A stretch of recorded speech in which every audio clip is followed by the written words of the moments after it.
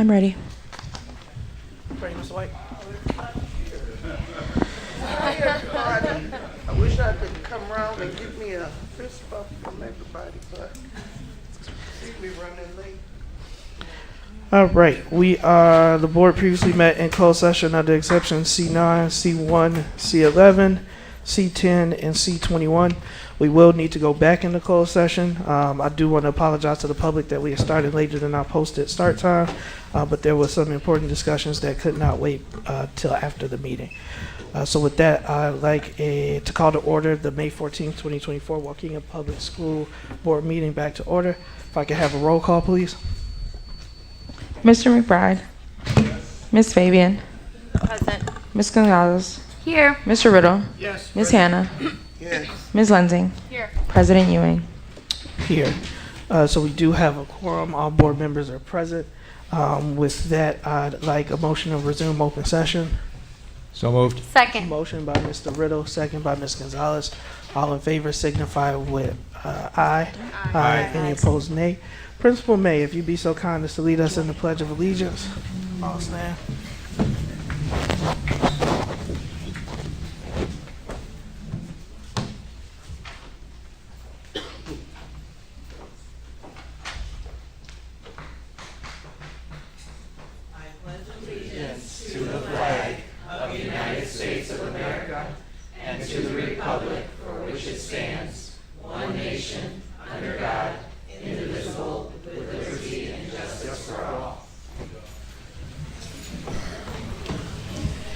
Thank you. Due to the time I'm going to hold on my president's report, except to say May is a very, very busy month. Congratulations to all of our staff. I know you guys, less than a week away, just a few days. Are we counting the hours now? But I appreciate you for all that you did for our school year, and I look forward to an amazing next school year. Hope you guys enjoy the summer. And then for those of you who are signing up for summer school, thank you, and we appreciate it. And I look forward to celebrating at all of the graduations, as well as being able to celebrate my own middle school graduate from Edith Smith this upcoming week. With that, student board member report. Yes, thank you, President Ewing. I know that we ran a little late, so I'm just gonna, try to speed through this presentation as much as I can. So this is the 24th. Next slide, please. Pretty much meetings at this point are really running down just because the school year is almost over. One meeting that we have scheduled is for Thursday, if I remember correctly. Yes, that is Thursday. Pretty much it's a meeting with the College and Career Center with the remaining Schuler staff at the Waukegan High School to really discuss the final touches on transitioning some of the Schuler scholars into other programs that we have available. Pretty much there. The next slide is called Transition 2024.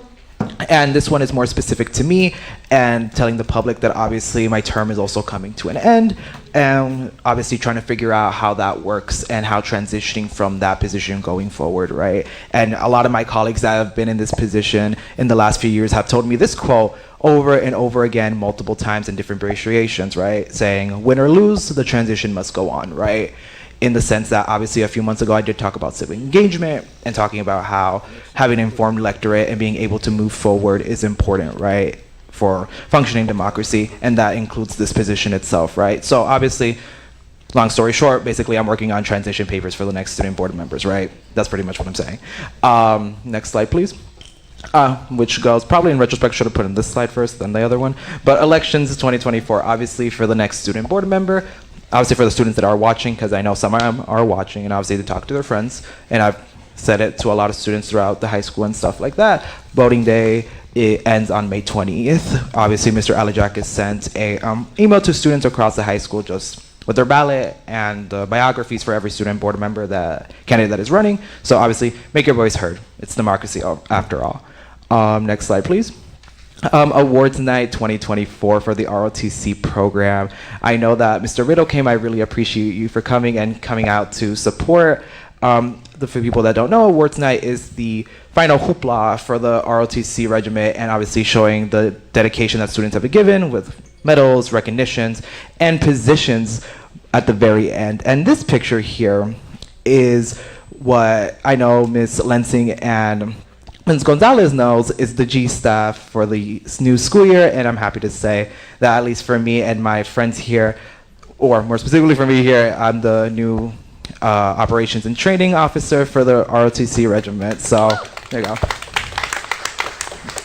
And obviously a lot of my friends here, actually the guy who's right next to me was my platoon leader for my company this year. So, you know, I'm very proud of all my friends and stuff like that for moving forward in the regiment and really having these high positions. And obviously for all the cadets that came out, got those awards showing that dedication for this program. Obviously it's very important for a lot of us to continue this program forward and pushing all that stuff. So, you know, this is a nice picture. There was probably another better picture, but this is the one I had on my phone. Next slide, please. Actually, I forgot to add one last slide. I can say that today was actually the AP exam for the AP African American Studies course, and I can say that for Waukegan High School, this is the very first exam that this high school has taken, with 14 students all taking the exam, which is pretty nice, right? I want to thank Mr. Turner for teaching that class about 3 weeks before the school year. Obviously, it's him taking into the position from our last AP African Studies teacher that did obviously go to a different district, and obviously showing that our district values diversity and inclusion and being able to have students take this class when in some states you can't even take this at all, right? So obviously, we do have a picture, but obviously I don't have it right now, so maybe in the next presentation I'll show y'all the picture of the first class of the Waukegan High School that took the African American Studies course and the class, and we are very happy that next year there probably should be around 2 sections of the class and more regular African American class sections going forward. So I appreciate the work of the administration, the superintendent, Mr. Weber, and everybody in the main administrative group for pushing this forward, and obviously the Board of Education for approving it, right? It was a great experience. I really did love it, and I hope the next sophomore and freshman class do enjoy it as much as I did. But that is it for my presentation. Any questions, comments, concerns? Okay, then I reserve the balance of my time. Thank you. All right, we are now at our Spotlight on 60.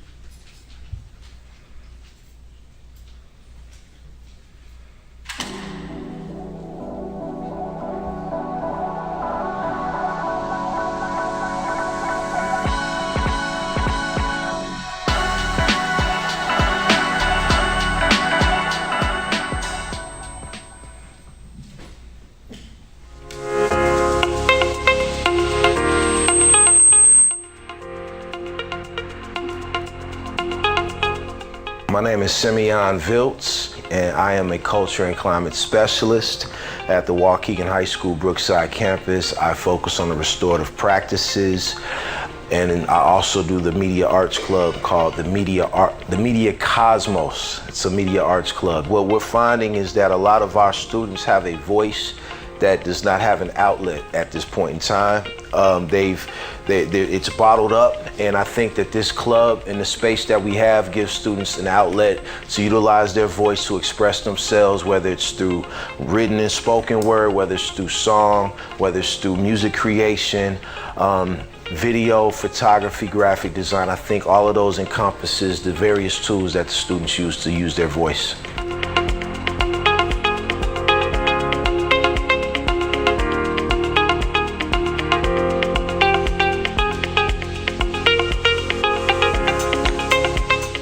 When I come to Media Cosmos, I can write and make music. I'm learning new words while I'm making my music as well, trying to come up with different rhymes. And I will say that my vocabulary has expanded a lot while I've been making music.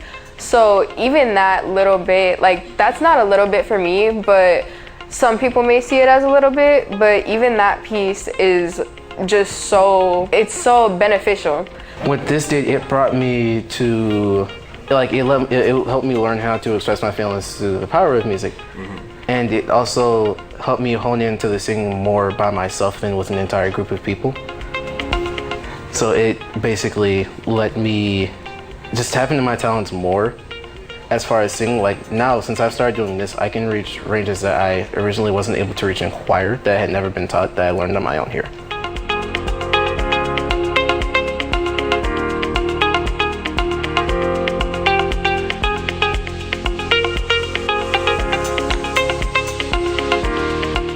being in a space with everybody else doing their own thing. Everybody in here is talented, just really talented. Hearing my sister sing / talk about Media Cosmos inspired me to join Media Cosmos and start writing music.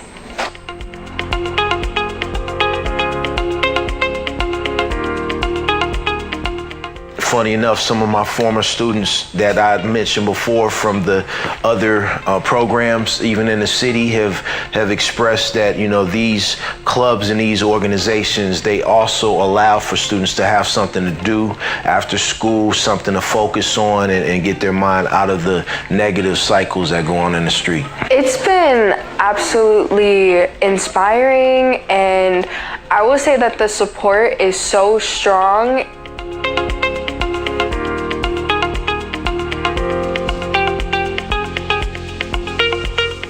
We've had a lot of positions where students have found internships, worked with CLC and worked with other institutions throughout the area, and they've utilized those skill sets. And it's also been something where their civic engagement has been empowered as well, because now they feel like they have a responsibility as an artist to advocate for social change. It's been fun being able to bring my thoughts on my music to life, my lyrics to life. I think community support is very integral, and I'm very, very happy and thankful that we have some wonderful partnerships.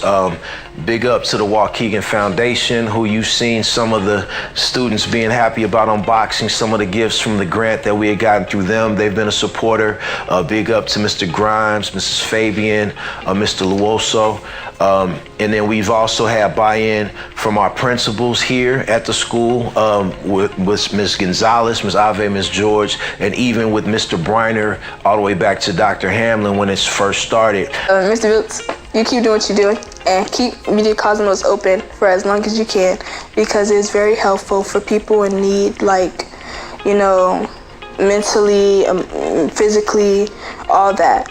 It's a very nice, safe space, and I'm so glad that I met you and I'm able to be in Media Cosmos with you. A small message to give to Mr. Votes would be thank you for everything that you've done for me and everything that you've done for the people in the club. And even though a lot of what you do may seem like it goes under everybody's nose, it hasn't gone under mine. And I see what you do and the intentions underneath it. And you are truly a beautiful person at heart, and you deserve a lot more appreciation than you get on a day-to-day basis. I would like to say that I'm very grateful to him for opening his mind up to this club and allowing anybody and everybody in. I just joined this school year, but I feel like I've been here forever, and it's been great and it's been fun.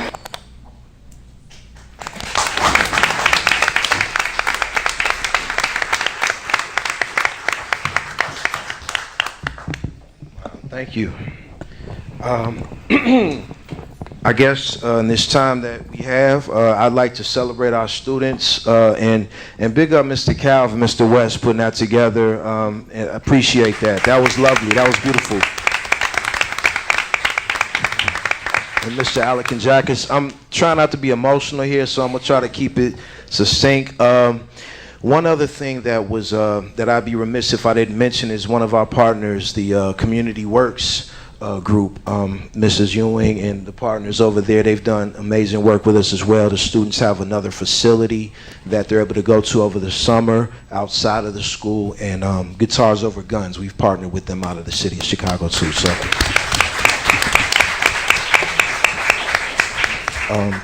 One other thing I'd just like to add is I feel like ever since I started from the city and came up here, we're talking a while now, but it's been like my life purpose seeing a young student who was in 7th grade, class clown, by 8th grade was a victim of the streets using and selling crack cocaine, and me tuning into him and his interests. He told me he was infatuated with this rap group. I won't name names, but I said, what is it about this group you like? And he's like, it's the beats, Mr. Simeon, it's the beats. At that point, I had to make a life change, and I realized the power of music spiritually with our youth and the power of media that made it a mission for me to want to do this work. So I'm so thankful that's being brought to fruition up here in the Waukegan community. And thank you guys and everybody for allowing for this to grow and the support. If there are any questions, I'll be more than happy to field anything if anybody has questions. Ms. Hannah. Mr. Phelps, where I thought I would at least see some students. Did you bring any of your students? So it was, I put it out there, but given that, you know, with everything going on at the time, I was told just I'll represent. But I would be more than happy to follow up and bring some students, or you can maybe visit, you know, as we're doing one of our. I would definitely invite you guys to come out. They would love to see you all. And I would love to go, because I know that you work wonders with students over at that high school. I've seen it, and so look, I appreciate you and what you do and what you're doing for the students, and I thank you. Thank you. Ms. Lindsay, Ms. Fabian.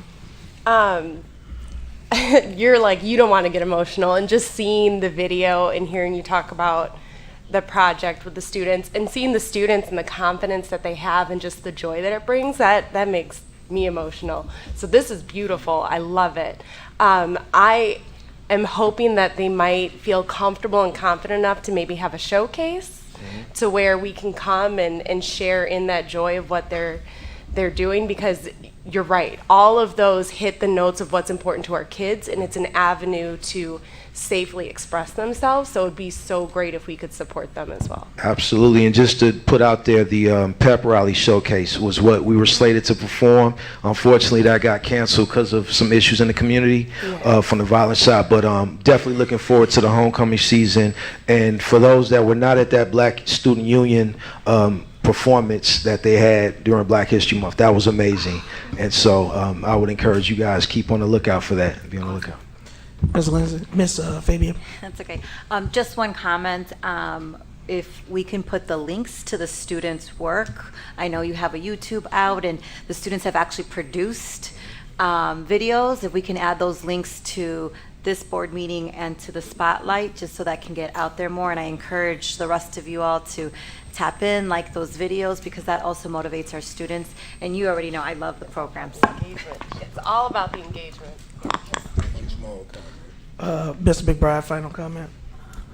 You own the money, man. I've always advocated. We have a studio over here, and I've always, Nick will tell you, Teresa, I've always said our students love music. That's all we hear in the community. They love to rap.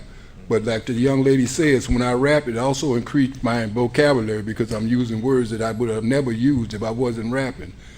And also, too, along with that, I am looking forward to maybe one day we need a barber shop. Our kids love to cut hair. They love hair. So all those things are engagement and gives our kids a different outlet other than what they see and do in the street.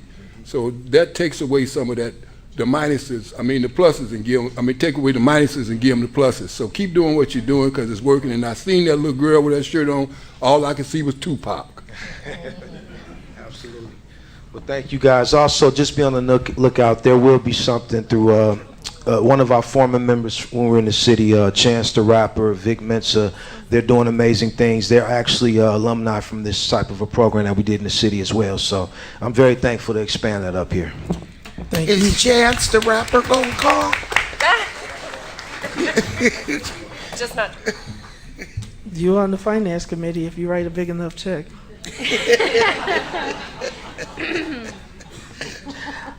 We got 7B, the Waukegan Strong Scholarship.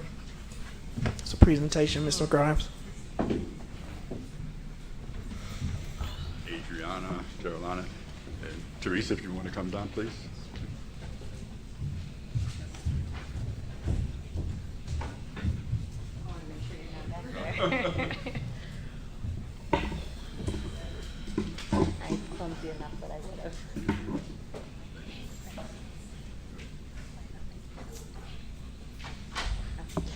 All right, so we're here today to talk a little bit about the scholarship, because we have our awardees. So if you want to go to the next slide. And this is just our membership. I'm going to kind of speed through because I know we're already lapsed in time.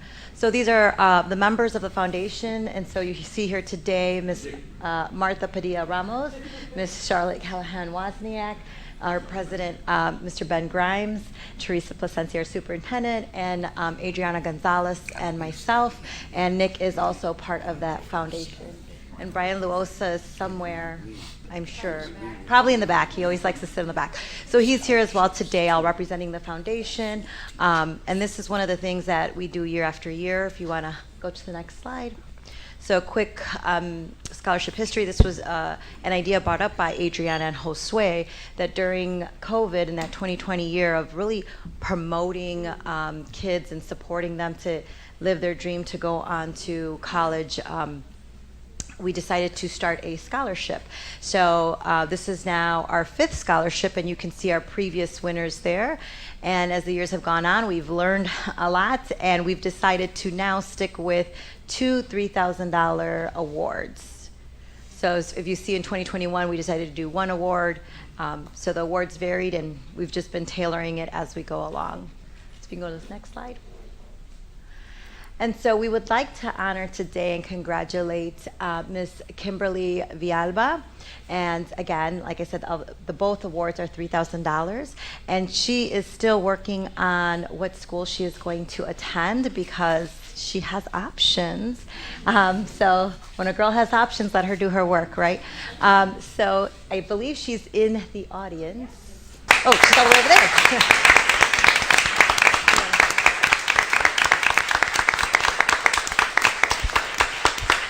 And the way we choose these, we actually have them fill out a Google form, fill out some responses, and then we narrow it down to 4 candidates. And out of those 4 candidates, we interview them to narrow it down to 2. And it was a very hard decision because all of them were great.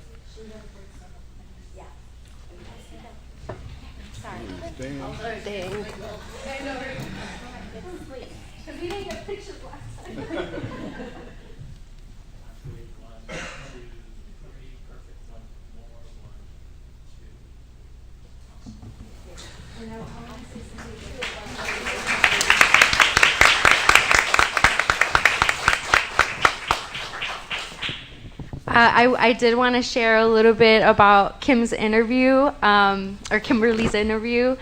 When we conducted it, she was at work. She couldn't get out of work, and she literally got in a booth and took the interview anyway. And I think that that's what we mean when we think about our students being hardworking, versatile, and making time to help their families, but also focus on their studies. So we're so proud of all the students who applied.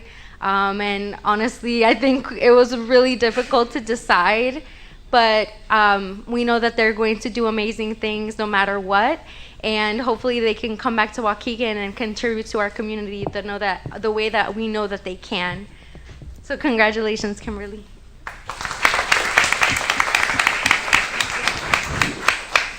And then we have one more with us today, and that's oh, she's not here today, sorry.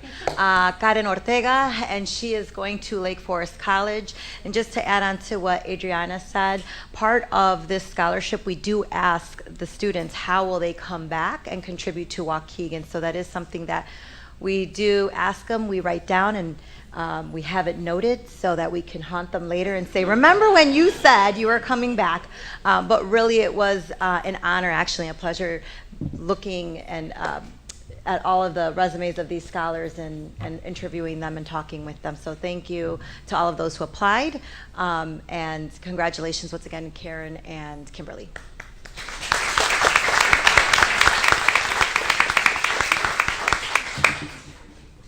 Oh, I forgot. A little bit.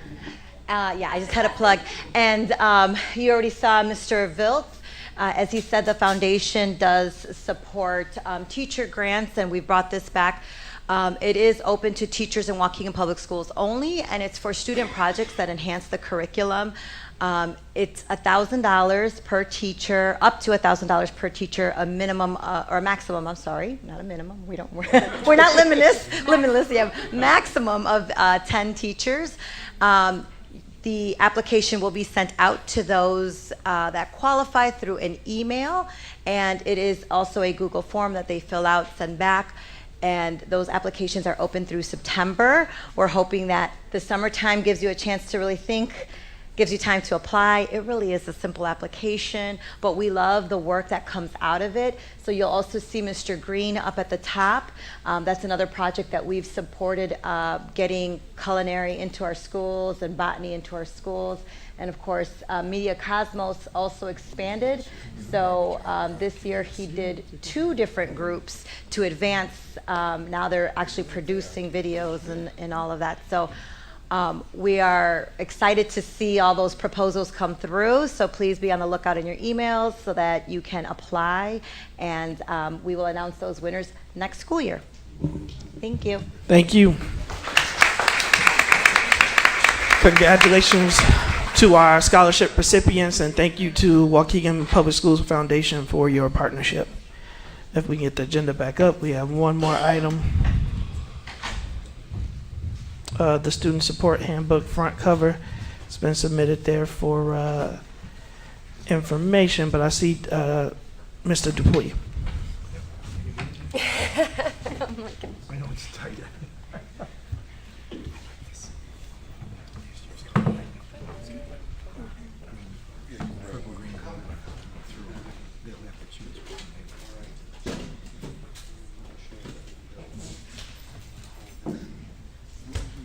Cheat sheet. Good evening, everyone.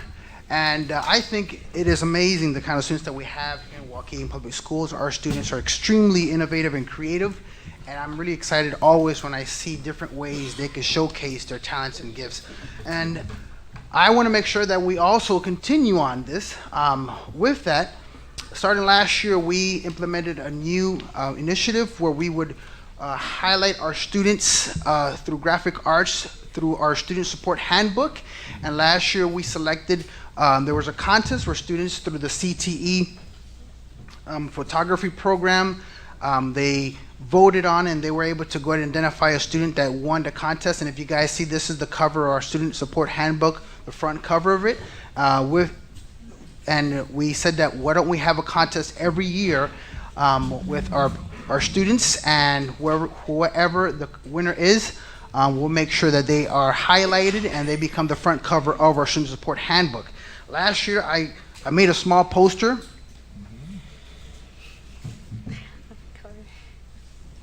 of the winner last year, and today we have some contestants that are here today with us, and we just want to highlight them as well. But before we do that, I do want to say thank you so much to Mr. Cicerelli along with Mr. Shulman. Yes, a big round of applause for them.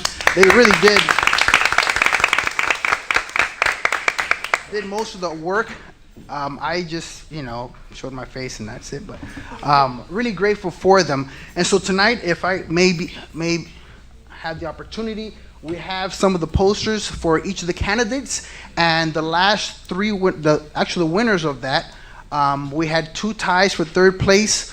We have a 2nd place and a number 1 place, and the 3rd place will both receive $100 each. 2nd place is going to receive $200, and also 1st place will be receiving $300 for their hard work. So yeah. And all the other participants, which were very creative, also will be receiving $25 as well, and they'll be receiving that on Thursday. But here, as I call your name out, please come up. We have it in order. I hope. Yeah. Oh man. We have those that participated are Luis Avila. If you are here, if you could please come forward, we'll give you your poster, a small poster. Dulce Uribe, Marlene Villa Garcia. They here? Okay. Heidi Limon, Anthony Gonzalez, Damien Garcia, Jonathan Castrejon, Kayla Ortega, Lucero Arzate Guzman. These are all participants that, yes. Oh, we're glad you're here. Yes. Yes. Yes. So the only we're gonna have to take a picture. Okay. So we had third place, a tie between Regina Rosales and Nathan Caverte. If they're here, Nathan, yeah, Nathan's here.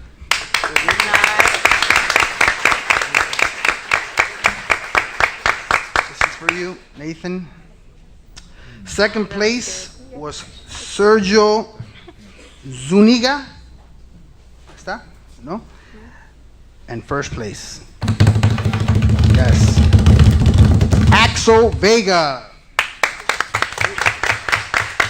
Axel Vega, this is his small poster.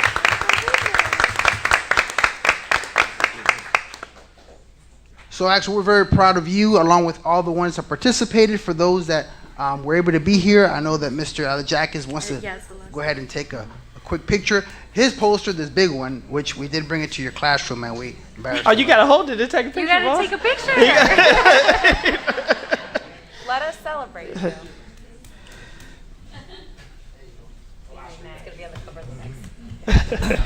So good. Oh, that would be very funny.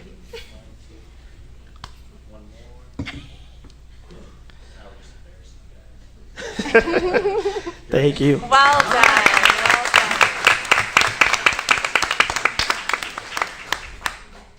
So we're gonna have all the students go out shortly right now if we can, and we could take a quick picture everyone together. With that being said, any questions?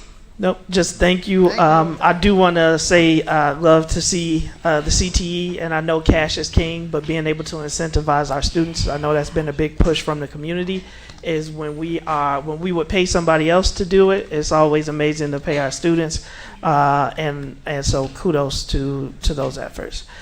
We now are at our approval of minutes.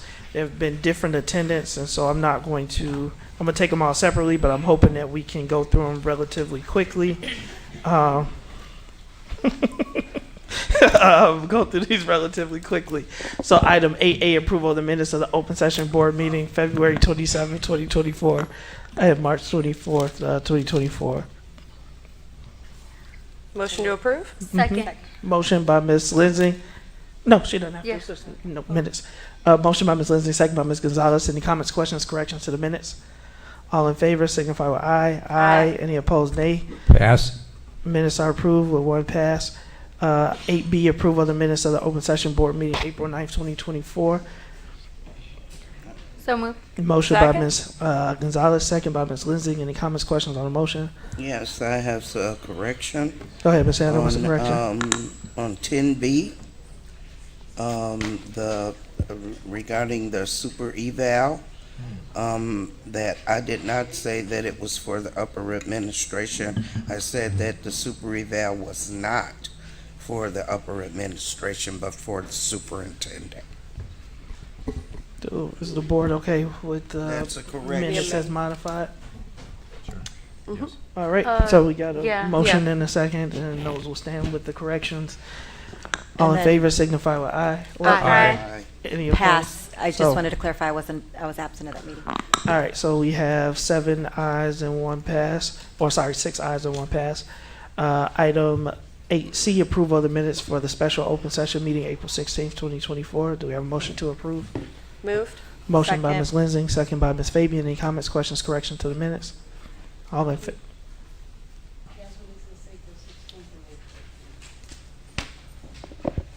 Wait, what? April 16th, not May 14th. What do you mean? Today's. No worries. All right.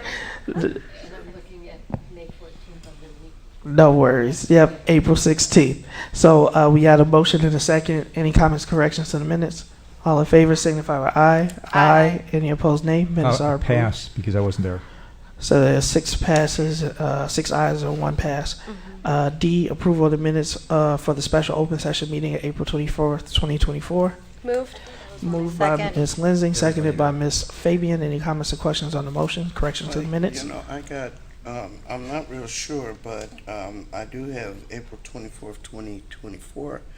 And as I was looking, I noticed that there were no administration or legal or the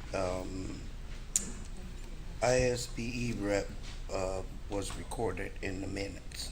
That would have been closed session. That was our special meeting. That was a special closed session. So we always open it up in open session, but we obviously don't disclose what the details No, are I of know closed that, session. but no, what I'm saying. Let me just go to it. Right, that's what I'm saying. We can hold it for the sake of time. Item 8E, approval of the, if you guys will withdraw the motions. Withdrawn. All right. Before you, in checking with Ms. Kristen, she says that information is included in the closed session. It's not typically included in the open session, what administrators are present. Yeah, to me, it's a very short meeting just for the portions that we were open, so it's very low risk. We're still within the time period to get it approved in time. So do you guys want to vote on it or hold it? Ready to vote? Let's take All a right, vote on it. so Maybe we put had the a- two of those together. We had a Those were motion and a second, roll call. Or all in favor signify with aye. Aye. Any opposed, nay. All right, minutes are approved. Item E, approval of the minutes of the special open session meeting for April 26, 2024. both- Motion to approve. Motion by Mr. Second. Riddle, seconded by Ms. Fabian. Any comments or questions on the motion, corrections? All in favor signify with aye. Aye. Any opposed, nay. Minutes are approved. We now are at the opportunity for public comment. I'm gonna call names 3 at a time. When I call your names, please line up in order to be able to expedite the process. If you need translation services will be provided to you, and you get an additional 3 minutes to allow for the translation. I do want to remind all speakers of civility and mention that you should refrain from mentioning student or staff member names in your remarks. First 3 names: Ray Vukovic, Wygina Briscoe, and Helen Anathopoulos.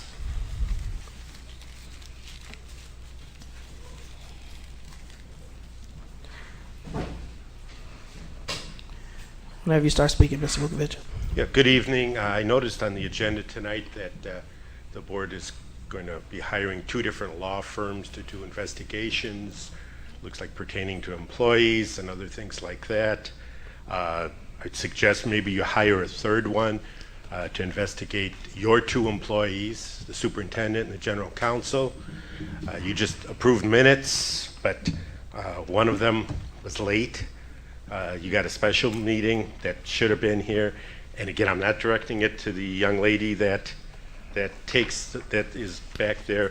These 2 are the ones that are directly responsible for the minutes. And I've been coming before this board for more than 2 years pointing out that you are repeatedly late. So, have the lawyers look into that too, because they're violating state law every time it's that you're not doing that. Want to compliment the board. 2 meetings ago, you held the property tax rate. You did what you said you were going to do in September, and then in November, some of you decided you were going to raise it, but I think after the newspaper shamed you, you decided not to raise it. So on behalf of the taxpayers, just want to thank you. Then last meeting, you started the ball rolling for a $30 million bond issue.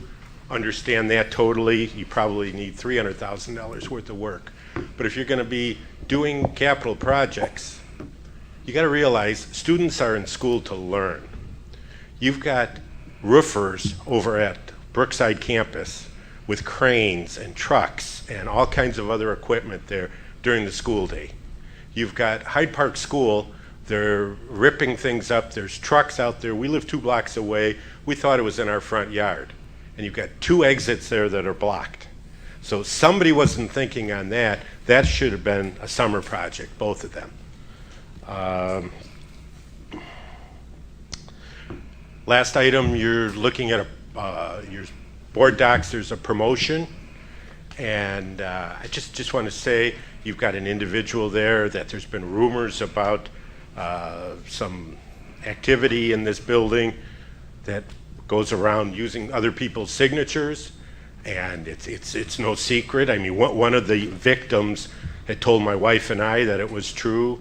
One of the board members had told my wife and I that it was true. And just to let you know, it wasn't Miss Hannah. So you guys figure out which one of you told us that. So let's think about when we make promotions, let's treat everybody the same. Thank you. Thank you, Mr. Vukovic. Ms. Briscoe?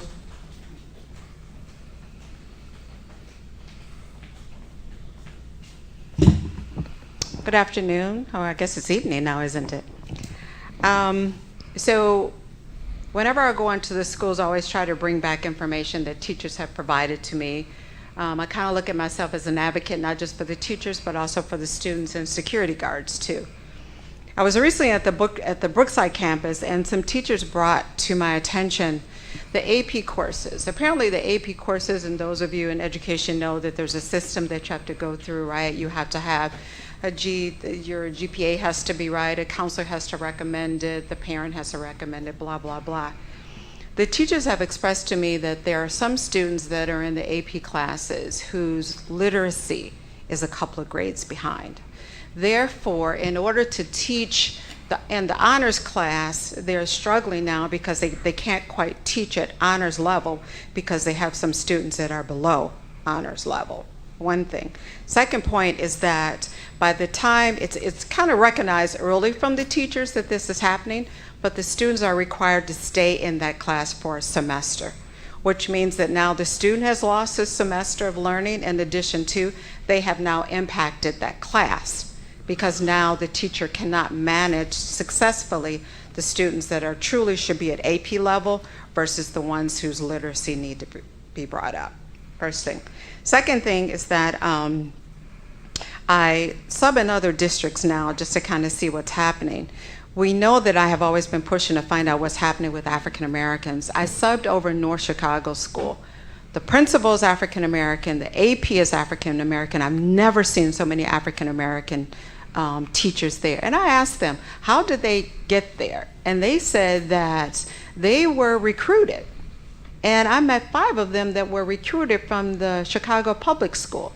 So if North Chicago can recruit, why can't we recruit African American teachers here? So I know that Figueroa comes and said that there's an issue. I saw it. It's not an issue. We should be able to get more African American teachers here. In my last 48 minutes, I missed the presentation where they talked about the dual language program. And I want to commend Oakdale School for what they're doing, and I think there are other schools that are doing the dual language program. I came up here about 3 or 4 years ago and promoted that. I want to thank the district for moving forward with the dual language program. The ambassadors over there at that school, they did an awesome job in actually presenting for us for the dual language. So anyone who has pre-K kids, African American, please consider bringing your kids into this program. We need to get more African American kids in the dual language program. Thank you. Thank you. We got Miss A.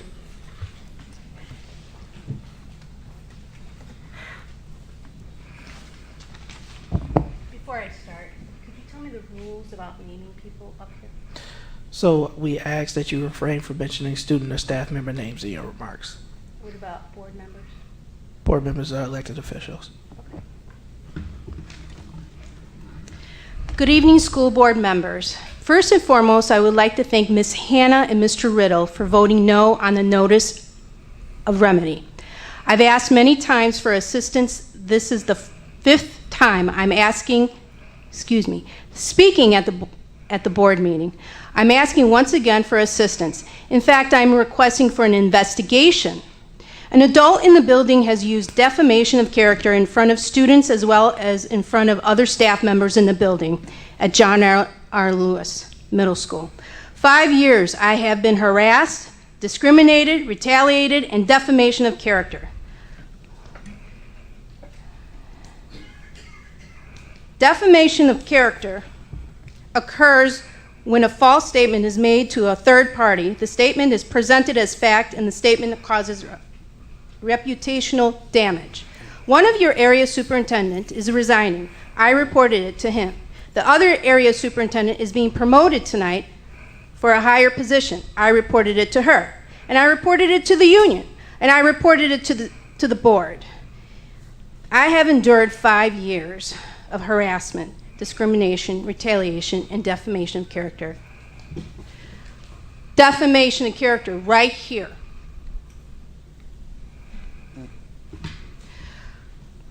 it really saddens me that I have to come up here publicly to say this to everyone. And it saddens me that adults in this district are using students. Shame on every person who's been involved.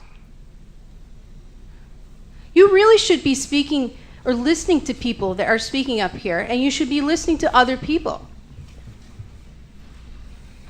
Some of the board members knew what was going on. Why?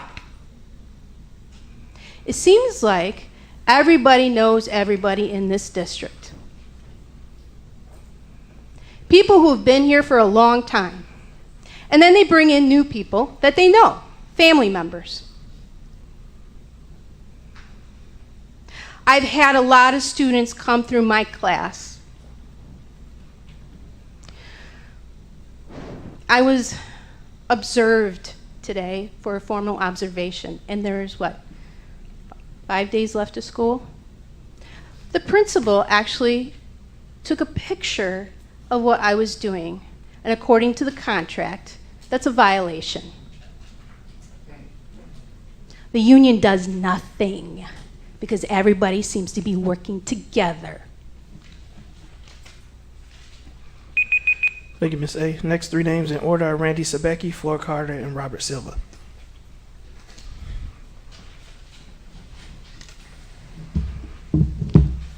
Good evening, everybody. With another school year ending, I hope we look back, take the positive programs that have worked and build on them, and then put in place all the failures that happened this year throughout the district, including the online teaching in our middle schools. You know, I sat with students today, honor roll students at Benny, and I asked them how they like the online. Every one of them I talk to cannot stand it. So see, we sit here and make these decisions, but we don't even talk to the students, how they feel about it. They're the ones supposed to be getting educated, and they're not learning. Those kids need the mentors, they need physical bodies in the classroom, so we need to figure it out.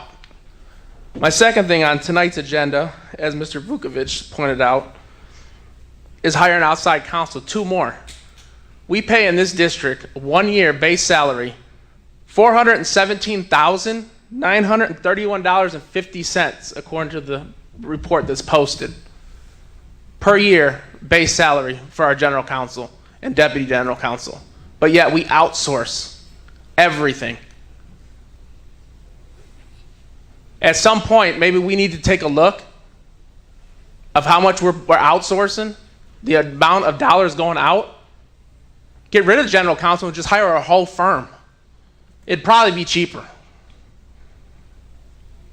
This is all money that's going away from the students and learning. And it seems to be investigation after investigation after investigation of the same people. Once nothing sticks on the first investigation, we start a second investigation. Once that investigation don't work, we'll start a third investigation.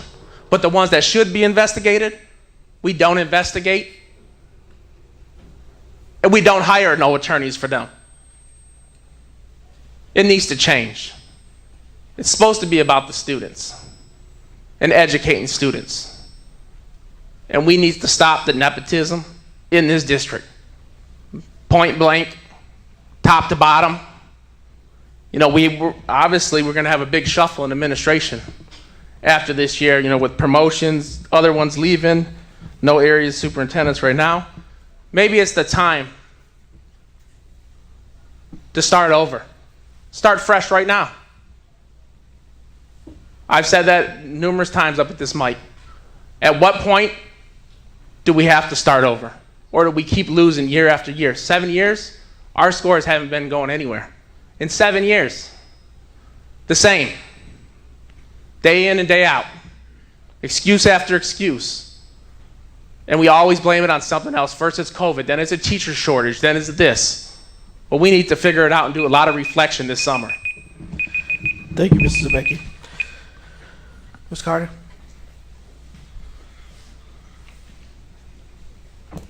Good evening. Good evening, board, superintendent, members of the community, and staff. My name is Flor Carter, and I am the principal at AOEC, also known as the Alternative Optional Education Center. I am currently completing the 16th year of my career here in Waukegan Public Schools, and tonight I would like to speak on behalf of Miss Amanda Patty, who is up for the position of Associate Superintendent of Equity, Innovation, and Accountability. Having had the privilege of working closely with Miss Patty for almost 10 years, I can confidently attest to her exemplary character, dedication, and invaluable contributions to Waukegan Public Schools.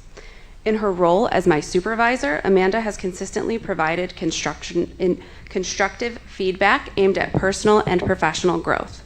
Her mentorship has been vital to me, and I have no doubt that she extends the same level of support and guidance to other administrators. She fosters an environment of collaboration and continuous learning, encouraging those around her to strive for excellence. It is with this in mind that I encourage the board to approve her appointment to this position. There is no one more deserving or dedicated to our students and our community. Thank you.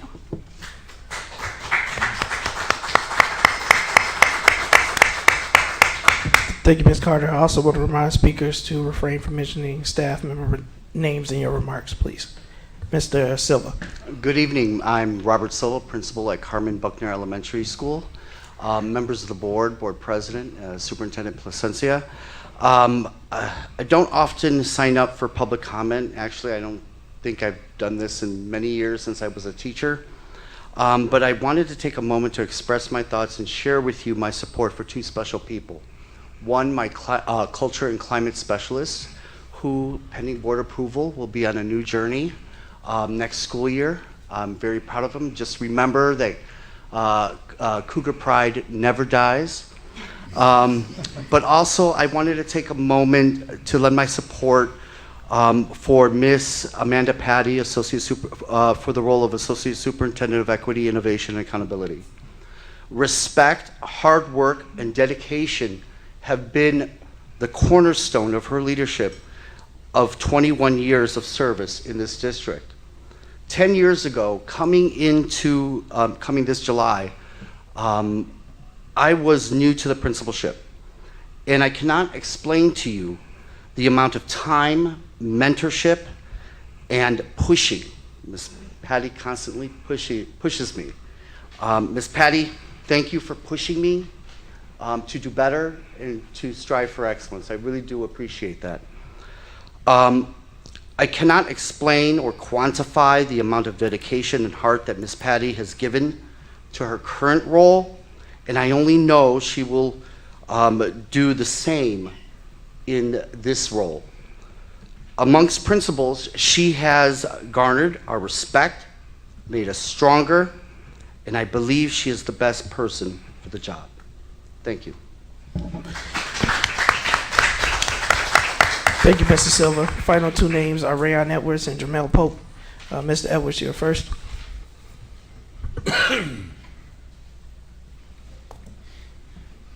Good evening, board.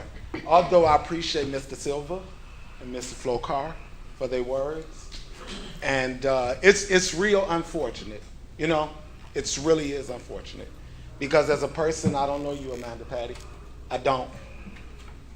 But as a member of this community, we're gonna stop acting like this elephant is not here. She forged signatures, y'all. Did we forget?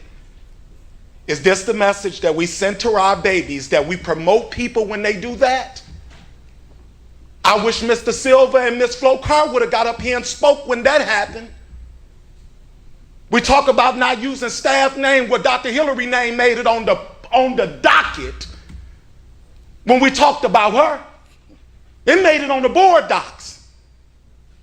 That didn't just accidentally happen, y'all. What this says to me is, Teresa, I need you to look at me for a second, dear. Because what's going on right now is a blunt slap in the face of this community. And I'm going to say to this board, y'all so weak. Y'all are an embarrassment to the city of Waukegan, to the taxpayers, and to every staff that works here. We talk about Mr. Angel Figueroa, how he's recruiting all these teachers, but yet again, we got a whole wad of them leaving. but we can't recruit no black teachers. Have y'all ever thought that maybe he just don't know what he's doing? That maybe he just don't know how to talk to people? That maybe people heard about him putting people in jail downstairs? See, y'all don't consider those things. I'm an unpaid worker, advocate in my community, and I seems to find out all of this, and y'all sit here and y'all know nothing. It's disgusting. 2 more law firms, y'all. How much y'all think that's gonna cost us? Huh? But did we forget Teresa Placencia contract just disappeared? What was the law firm for that? Where's the law firm for Miss Patty? For that black lady, though, we did it. We had several of them. How many law firms have came up here and told y'all Angle Figueroa is not good? Y'all did nothing. You pick and choose, and we pay Miss Kathy and the gentleman over $400,000. I wonder how much it is when they include their benefits. And she sits here, she looks at this community like we trash. She don't speak when she walk past us. And so I'm offended with we giving her any of my money. Hire a firm and let them go. I don't know how they was hired anyways. And we always contract in their firm that they came from. Unethical. And last but not least, this whole board just needs to go. We tired. Thank you, Mr. Edwards. Jamel. I need to go to the states and return, please. Jamel Pope.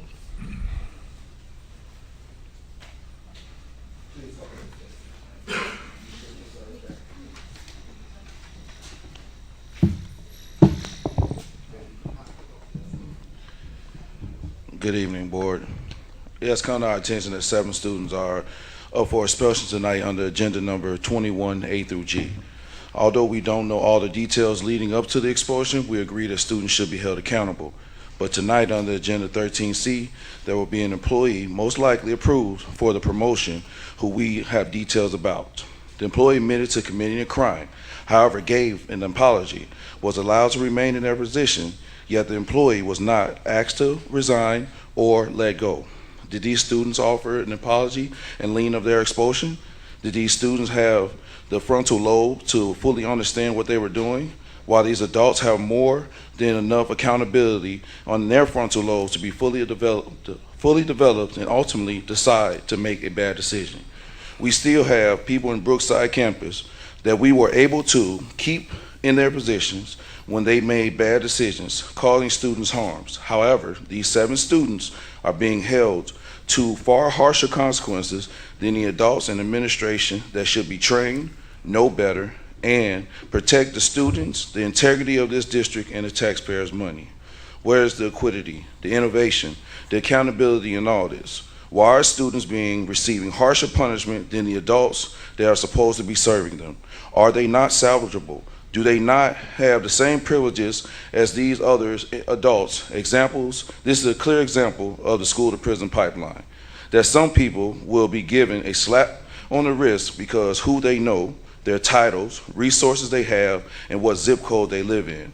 A never-ending unjust cycle that we are seeing being played out before us in our very eyes in District 60. Thank you. Thank you, Mr. Pope. This concludes our public comment. We appreciate all those who made comments. Superintendent, if you would make sure that the appropriate individuals reach out. Next up is our consent agenda. We have items 11A and B. 10A and B. For the sake of time, would you guys be opposed to taking items 10A and B and 11A and B? I got a question regarding B. Oh. Then never mind. Item 10A and B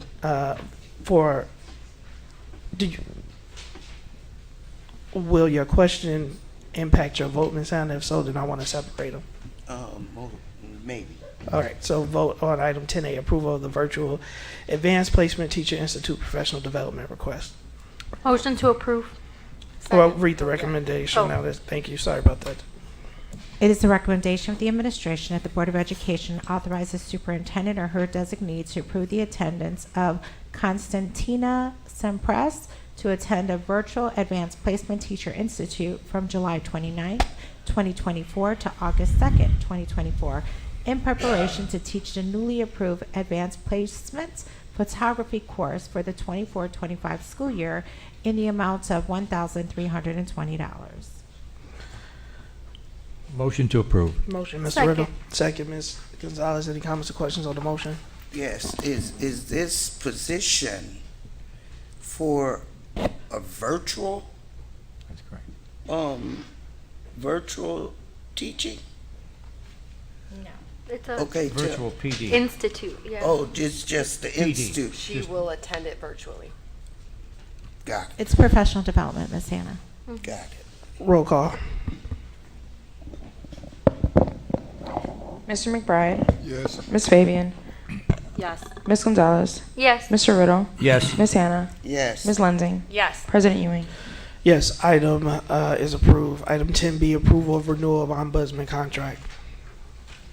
It is recommended that the Board of Education approve the renewal of the contract of Ombudsman Program Alternative Service Contract for school fiscal year 24, school year 27, through school year 27, 3-year, at a cost of $668,010, and authorize the superintendent to execute the agreement as presented. Motion to approve. Second. Motion by Mr. Riddle, second by Ms. Fabian. Any comments or questions on the motion? Yes. Yes. Go ahead, Ms. Hannah, then Ms. McBride. Go ahead, Ms. Hannah. Oh, okay. I thought we just approved That was for student achievement, Ms. Hannah. We a talked about few it. million. Am I wrong? I thought that was student achievement where we were presented. We haven't voted on it, but So it was just presented, The inf- but the amount is different? come on up, Mr. Dupuy. Good evening, Board. The item was presented at the last board meeting, I believe, and, or Student achievement meeting. achievement meeting, and what took place is we held it back because the question that we had was, can it be adjusted, even though we had 30 slots that we're paying for, can it be adjusted the following year? And I was able to speak to ombudsman representatives, and they told me absolutely, just as long as we give the adjustment by March 30th of next year. So if this year we're paying for that amount, then we noticed that the numbers dropped and we want to adjust the cost of it, we may be able to do so to save funds and save seats. Okay, so the dollar amount that we're being asked to approve tonight, is that different from what was presented at the student achievement meeting? No. What you No. may be thinking of, Ms. Hannah, and but to kind of help out, is we got 2 ombudsman contracts. Right. And so if you take the both of those, then it probably does total the million that you're thinking about. Yeah. But this is related to the one site that we know as is it the Sunset location? No, this is the, Green Bay. yeah, this is Green the Bay, sunset Green Bay. location. No, let's get clarity. Which location? That's exactly it. There's 2. One is under the Diverse Learners Department, and then one is for outreach. Right. Okay, Thank and you. so but the dollar amount, there's 2 different dollar amounts though? For each one, there should be 2 separate ones. Yeah, the one that outreach is posting. Are you in 600? Is that one for 3-year? Yeah, that's a 3-year for 600. I don't have it. 68,000. Yeah, 668,000. Yes. Okay. Over Okay. 3 years. So one other point to just consider is that we need to have these contracts in place in the event that we I'm aware. just. Yeah. Thank you. Thank you. All right, Mr. McBride. The only question I had to ask was, I think you kind of halfway answered it, and that was the question that I raised, because you were saying that we wasn't filling a lot of slots, and we had a lot of slots. And the question what I'd asked you was, we able to receive some type of reimbursement for the slots that we weren't using versus the amount that they were charging us. And I think you said that somewhere along the line that you were able to make some adjustments if the slots wasn't being used. That correct? At some point. No. No, so if this year we have a total of 30 slots that we're paying for on a yearly basis, throughout the entire year, we have students that go in and out, but we always keep the 30 slots. So it could be we have 30 slots, but 50 kids have gone through Ombudsman. So we always have those 30 slots. Now next year, if we happen to notice that, man, not very much students, we don't need all those slots. Ombudsman is open to modify the contract itself, and there's a clause on there that says we can modify the seats so that we can save us money and students that go through. Well, that'll be for next year, not this year. This upcoming school year, we can modify it for the following one. So Well, that's what I was asking you. Yeah. Yes. So okay. So we got 30, but this contract is over 3 years, Ms. McBride. So year one, we would pay for the full 30, but if we ended up going down, then the overall cost of this 668 would also come down. So they're giving you that option where you don't have to, to make the contract agreement suitable for us to be fair. Yes. Okay, thank you. And I know they're probably watching, so to Ombudsman, again, we appreciate the partnership and collaboration over the years. So I thank you for having that conversation and for their accommodation. Go ahead, Mr. Yeah, Brittle. I read the contract pretty thoroughly too, and I noticed that it automatically renews every March 30th unless we give notice of That's what you non-renewal just or said. want to change something. Right. And also that we can't get, I needed a little clarity, that we can't get teachers from that work for Ombudsman couldn't decide to work for us while the contract is in force. And I wasn't clear if that was yearly, because it is a yearly contract, but it automatically renews unless we give notice. So I guess when I looked over the numbers, because I'd asked to see how many students were actually in the program, how many graduated, how many made progress, because it's in the contract that they are supposed to give us those kind of stats, and I would like the board to see those stats on a regular basis as to how many students are making progress with reading and writing especially.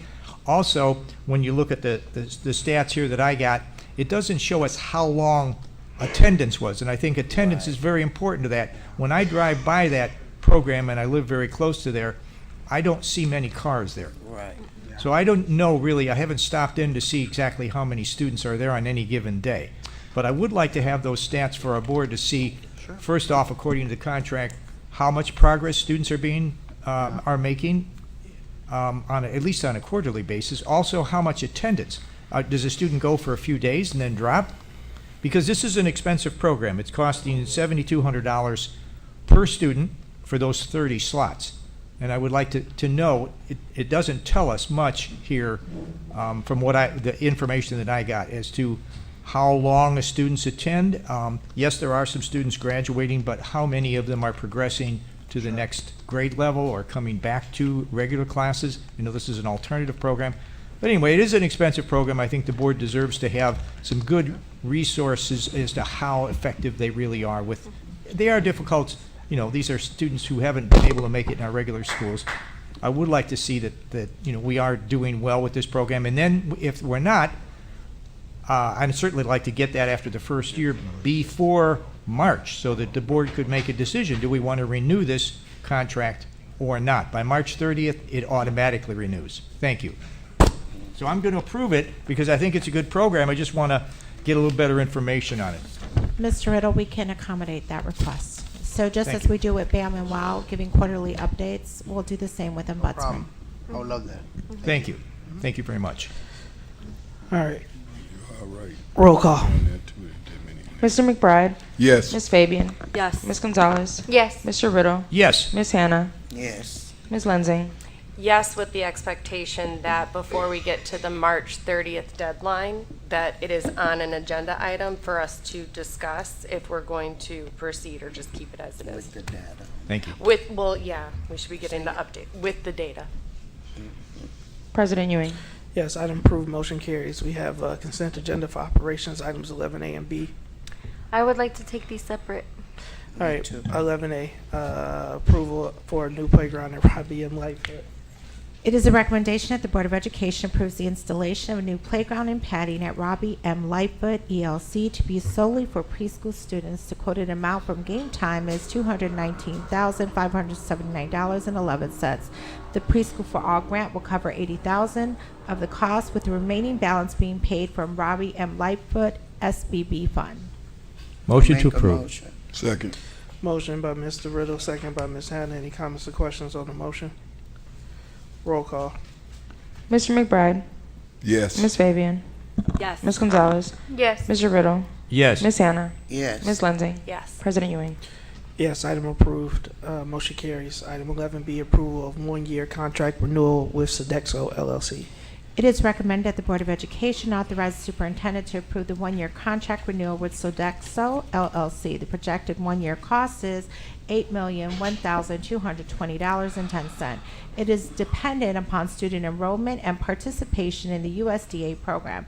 The price represent an allowable maximum increase of 5.4% from the original contract value of $7,598,505.32. Correction, 7 million. I did say 7 million, didn't I? I just want the record. I think you said 1,000, just misspoke. No, I thought it's, okay. So- 7 million. Yes. I want to make sure. All right. Motion to approve. Motion by Mr. Riddle, Second. second by Mr. McBride. Any comments or questions on the motion? I have a comment. Go ahead, Ms. Gonzalez. I respectfully will be declining the motion, or I will be voting no, for reasons I had mentioned previously in regards to Sodexo. I'm like 5.4% increase. I think food has risen like 3%. And I know that might include labor costs. I'm not sure, but it's gonna be a no for me. Any other comments or questions, Ms. Lindsay? I think in addition to that, right, when we had them for the tasting, I was given a very different set of food items to sample than what my own children are experiencing in the schools. And we were also promised an app that the parents could use and students could use to pre-select, and that has not been rolled out. So I would like to understand any justification, if the district has it, why the maximum allowable percentage of 5.3 is justified with this contract. Mr. Moulton?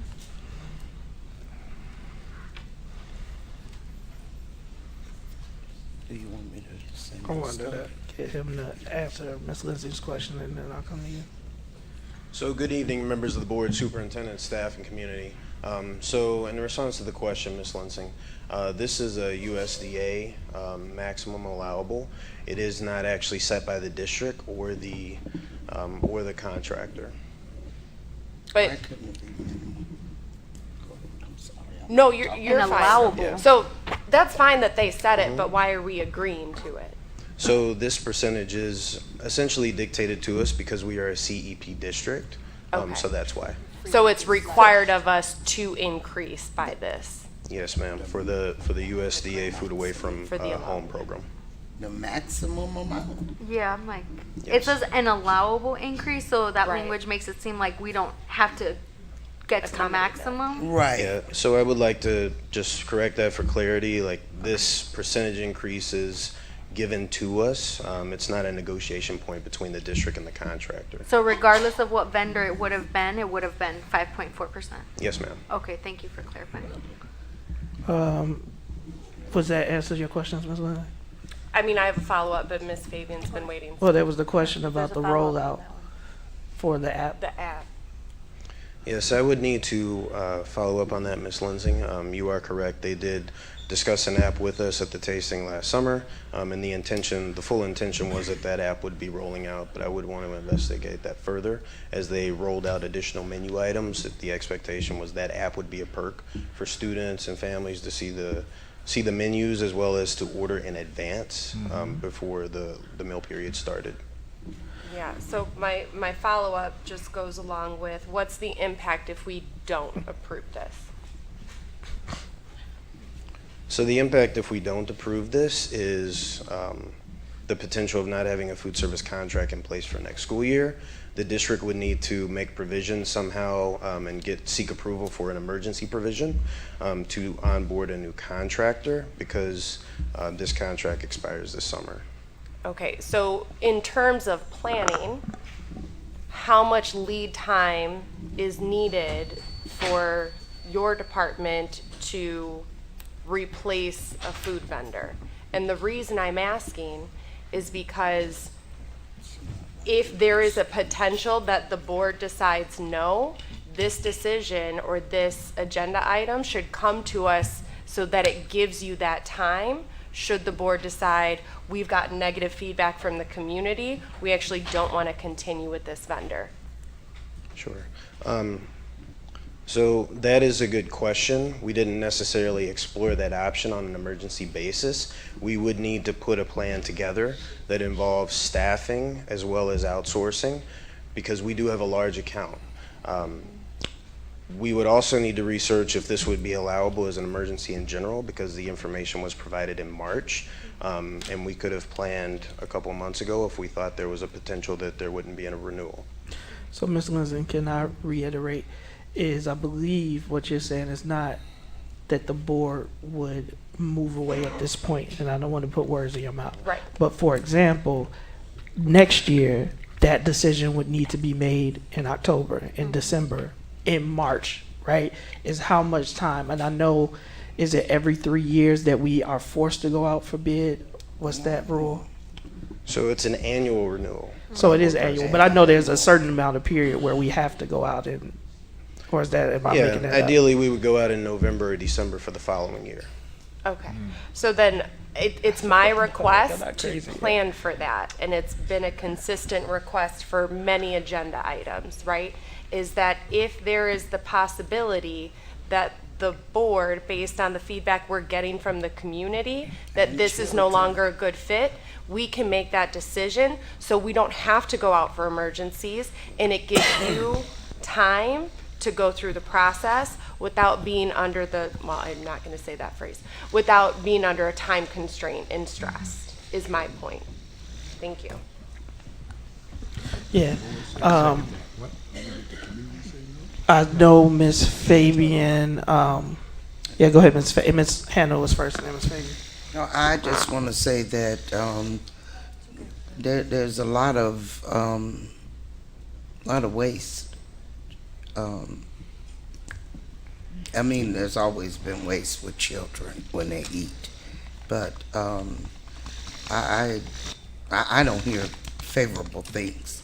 And we've had Sodexo before, and I was the #1 Sodexo, but I'm not sure if management has changed or philosophies have changed or what have you, but they have changed. So I'm just saying. Yeah, go ahead, Ms. Fabian. So my question was going to be to the same as Ms. Lensing. I want to clarify what happens if we don't vote today. Is this something that we can come back next meeting and vote on, and it still gives you time, because I'm assuming that the contract ends June 30th. The second question is, I know that that grant has a lot of constraints, and there aren't that many vendors that can follow those constraints or that can serve a district our size. But did we go out to bid and have maybe other potentials that maybe we can explore if we do pause the vote for today, review that, and bring it back again? Does that give us time to answer it as honestly, just be explicit? I mean, if our kids aren't going to have lunches because we can't make up our minds tonight, that's it. Summer school starts when? Right. Yes. Summer school starts June 3rd. Yeah. Well, the contract is through June 30th, so they would Yeah, still that's have to true. provide summer school. But Yeah, so that would be a challenge for us. This is a 1-year renewal extension. We went through the process last year, and it took about 5 to 6 months total. So it would be very challenging for us. Unless there was an expectation of the board that we were not going to proceed with Sodexo and we would need to do something on an emergency basis, I would not recommend that we hold off if it will be ultimately approved, so we can plan for next year accordingly. So if we have bids from other vendors, instead of going to the emergency stipulation, are we able to review that and then maybe bring one of those other vendors back for a potential vote? So, Mr. Moulton, I think you need to be very clear. Yeah. And it's It's a either yes now or or no. nothing. Do we have enough time to find another vendor at this point in time and open up the school year and also support summer school at this time? It's No. a yes or no question. No, we do not have. Thank you. I want to hear from Mr. Hinojosa, and then I had just a couple comments before we take the vote. No, yeah. I was just going to talk very quickly on the student perspective of the lunches, because obviously we're the ones that are eating it, right, at the end of the day. I would say that overall, Sodexo has been an improvement from the last company. If I'm correct, it was Aramark, if I was correct, the last company, right? And I remember eating lunches from them. I got food poisoning from Aramark, right? And I have eaten Sodexo food from the company itself throughout the last year. And I've never really had an issue with Sodexo, really, honestly. Obviously, it's lunch food, and lunch food is lunch food, right? It's not going to be gourmet. It's not going to be that top-notch stuff, right? Like, every student understands that from kindergarten onward, right? And I have students that have discussed that with me, right? That have said Sodexo has been an improvement, right? Now, I do think that Sodexo should stay in the sense that, obviously, as Mr. Moulton said, we don't have enough time at the moment to turn around if that was an option that the board wanted to consider. But I would say that Sodexo has been an improvement overall on food. When we did the last food testing, I think 3 months ago, I'm going to say about 3 or 4 months ago, there is new food options that students that were on the Student Advisory Council that said they did enjoy, right? And they have discussed that these are new items that we will be adding onto the menu, right? And I do consider that students right now do see Sodexo as a better option, right? Obviously, again, lunch food is lunch food, right? But we do see it as a student population and as their representative on this board that Sodexo is our best option right now. And I feel like overall it hasn't been a bad experience, at least on my side, when I eat lunch and when my friends eat lunch. Yeah. So he's a student board member, so he's able to participate in everything. He chooses not to. Every board member doesn't have to comment, but that is one of the perks of a student board member who volunteers their time. And we say we want student voice, so I'm glad that he's here to represent. What I will say for my board member remarks is I do understand the criticisms. I will say that this is year one. I also want us to, Ms. Lensing's point, as we go into next year, create a system to hear feedback more often and sooner.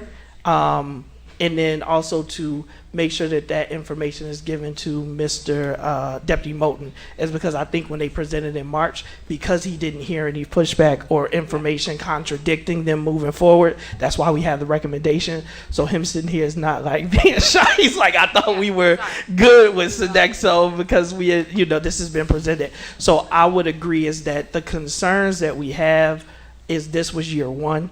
One of my concerns is always responsiveness, and so having them go through a year, being able to do that assessment of what worked and what didn't work, and then for us to be able to make an informed decision where I do commend that we were able to not just go with the lowest responsive, but we actually have a process for vetting vendors and what's the word? Not respondability, but whatever it is, responsiveness is one of the things that we look at. Is we know there are going to be issues, mistakes, right, where large district stuff is going to happen, but how quickly do they respond? How quickly do they correct? And to Ms. Lensing's point is if there were things that we were promised, make sure that we're holding the vendor accountable or finding out what the issue is. And it's a partnership. In the same way that we want to have them support our students, we also want to make it a beneficial program for them. So I admit with Ms. Gonzalez, I was not the biggest fan of Sodexo. I believe that there are other options, but I wouldn't support at this time, given the time frame and me not vocalizing it earlier, be comfortable not supporting the extension. Right. Yeah, and I will respect the time constraints as well. But if we had it sooner, I would have definitely said something. But yeah. Roll call. Mr. McBride. Yes. Ms. Fabian. Yes. Ms. Gonzalez. Yes, but I expect to see the contract sooner in December.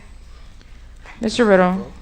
Yes, but I'd like us to consider next year the more local vendor that we looked at was one of the options that had more organic food as well. So Mr. Moten is tearing up back there. hearing that, yeah, okay, yes. Ms. Hannah. School grants. Ms. Anna. Yeah, I'm going to say no, because I know the quality that it used to be, and I want that quality back. And I was at the food tasting too. I heard the same thing about the miraculous Food options or app? the app, and how all that was going to work, and it did not materialize. And we're paying a lot of money, and we should get our money's worth. And just because I heard the high school, they're okay with it, but what about our elementary students and what they are being given? So I'm going to say no. Ms. Lensing. Yes, but please take into consideration the comments previously made. President Ewing. Yes, and ditto. All right, purchasing contracts, FY24, purchase of custodial equipment. It is the recommendation of the administration that the Board of Education approve the Operations Custodial Department proposal for North American to purchase new custodial equipment for the school district at a cost of $197,940.54. Motion to approve. Second. Motion by Mr. Riddle, second by Ms. Gonzalez. Any comments or questions on the motion? My only comment, sir, would be the fact I'm sure that we've done our homework on the equipment that we're buying for each one of our schools. And as I'm presuming that we tried some of that equipment, because we're buying the same equipment from most of our schools, and it's a large purchase this year, so a very big purchase. I'm sure we need it, but I just want to make sure that we have tested out that equipment and that it's good stuff that we're buying, since we're buying it for all the schools, the buffing machines and all the stuff that goes with it. Thank you. Thank you, Mr. Riddle. Any other comments, questions? I'm glad to see that that the operations department that they're getting some new custodial equipment. I'm glad to see that. Ms. Fabian. Just want to say thank you to our custodians, because they have been working with the outdated items and poorly functioning equipment, and still show up to work and take pride in what they do, and have been doing that. So I appreciate your work, and I'm sure the rest of the board does as well, as do our students. So just thank you. Important. Thank you. Thank you, Ms. Fabian, for saying that. Awesome. Roll call. Mr. McBride. Yes. Ms. Fabian. Yes. Ms. Gonzalez. Yes. Mr. Riddle. Yes. Ms. Hannah. Yes. Ms. Lensing. Yes. President Ewing. Yes, item approved, motion carries. We have item 13, engagement of legal counsel, law offices of Chang, Cho, and Yi. It is recommended that the Board of Education approve the engagement of the law offices of Chang, Cho, and Yi to support the district's legal work associated with immigration matters, and authorize the general counsel to sign the engagement agreement. Motion to approve. Motion by Mr. Riddle. Second. Second by Ms. Fabian. Any comments, questions on the motion? Only that I think, Board President, as I read this, we were able to get this, by looking around, we were able to get the immigration legal advice at a lower rate. So I thought that was very good of our district to look and find a vendor, a legal vendor that was willing to do this, provide us this important service at a good price. Thank you. And we're making the investment to recruit, right? And we talk about that in recruitment and Right. internationally. And so one of the fears with international recruiting is that individuals at some point will have to go back to their home country. But this allows them to make America their home country so that we don't lose on that investment. So I support the initiative, and I'm glad that we are renewing it. Ms. Hannah. Well, we've been having international teachers coming into the district for a while, but we haven't spent 197. Where did I see that? It was the wrong item. That was the. Yep, it's 60,000. We haven't paid 60,000 additional money for an attorney to tell us something that the district was dealing with in the first place with our international teachers. It was being done through the district already. And so I don't understand why we have to expend this money for that purpose when it was being done already. And what's wrong with the process that was being done before? Ms. Hannah, this is the same process. We have used outside legal counsel to support the visa work associated with this when there's J1 waivers, H1B waivers, or permanent residency. Oh, y'all brought this to us before? It's just different legal counsel managing the work. The last time that this work was approved, this legal work was approved, the board did ask us to go out and see if we could get a better price for the work, and that is what we have done. Oh, I don't remember that. I guess I must have missed that meeting. All right, any other comments or questions? Roll call. Mr. McBride. Yes. Ms. Fabian. Yes. Ms. Gonzalez. Yes. Mr. Riddle. Yes. Ms. Hannah. No. Ms. Lensing. Yes. President Ewing. Yes, item approved, motion carries. We are now at item 13B, engagement of legal counsel, Engler, Callaway, Bastian, and Schraga, LLC. It is recommended that the Board of Education ratify the administration's engagement of Engler, Callaway, Baston, and Sarga, LLC as recommended by the General Counsel and authorize the Board President to sign the engagement agreement. Motion to approve. Motion by Mr. Riddle. Second. Second by Ms. Fabian. Any comments or questions on the motion? Yeah, I think that these unnecessary legal fees, and I will, at the next board meeting, I'm going to bring a document from our previous legal counsel in reference to the cost of legal. So I will be bringing that forth at the next meeting. Yeah.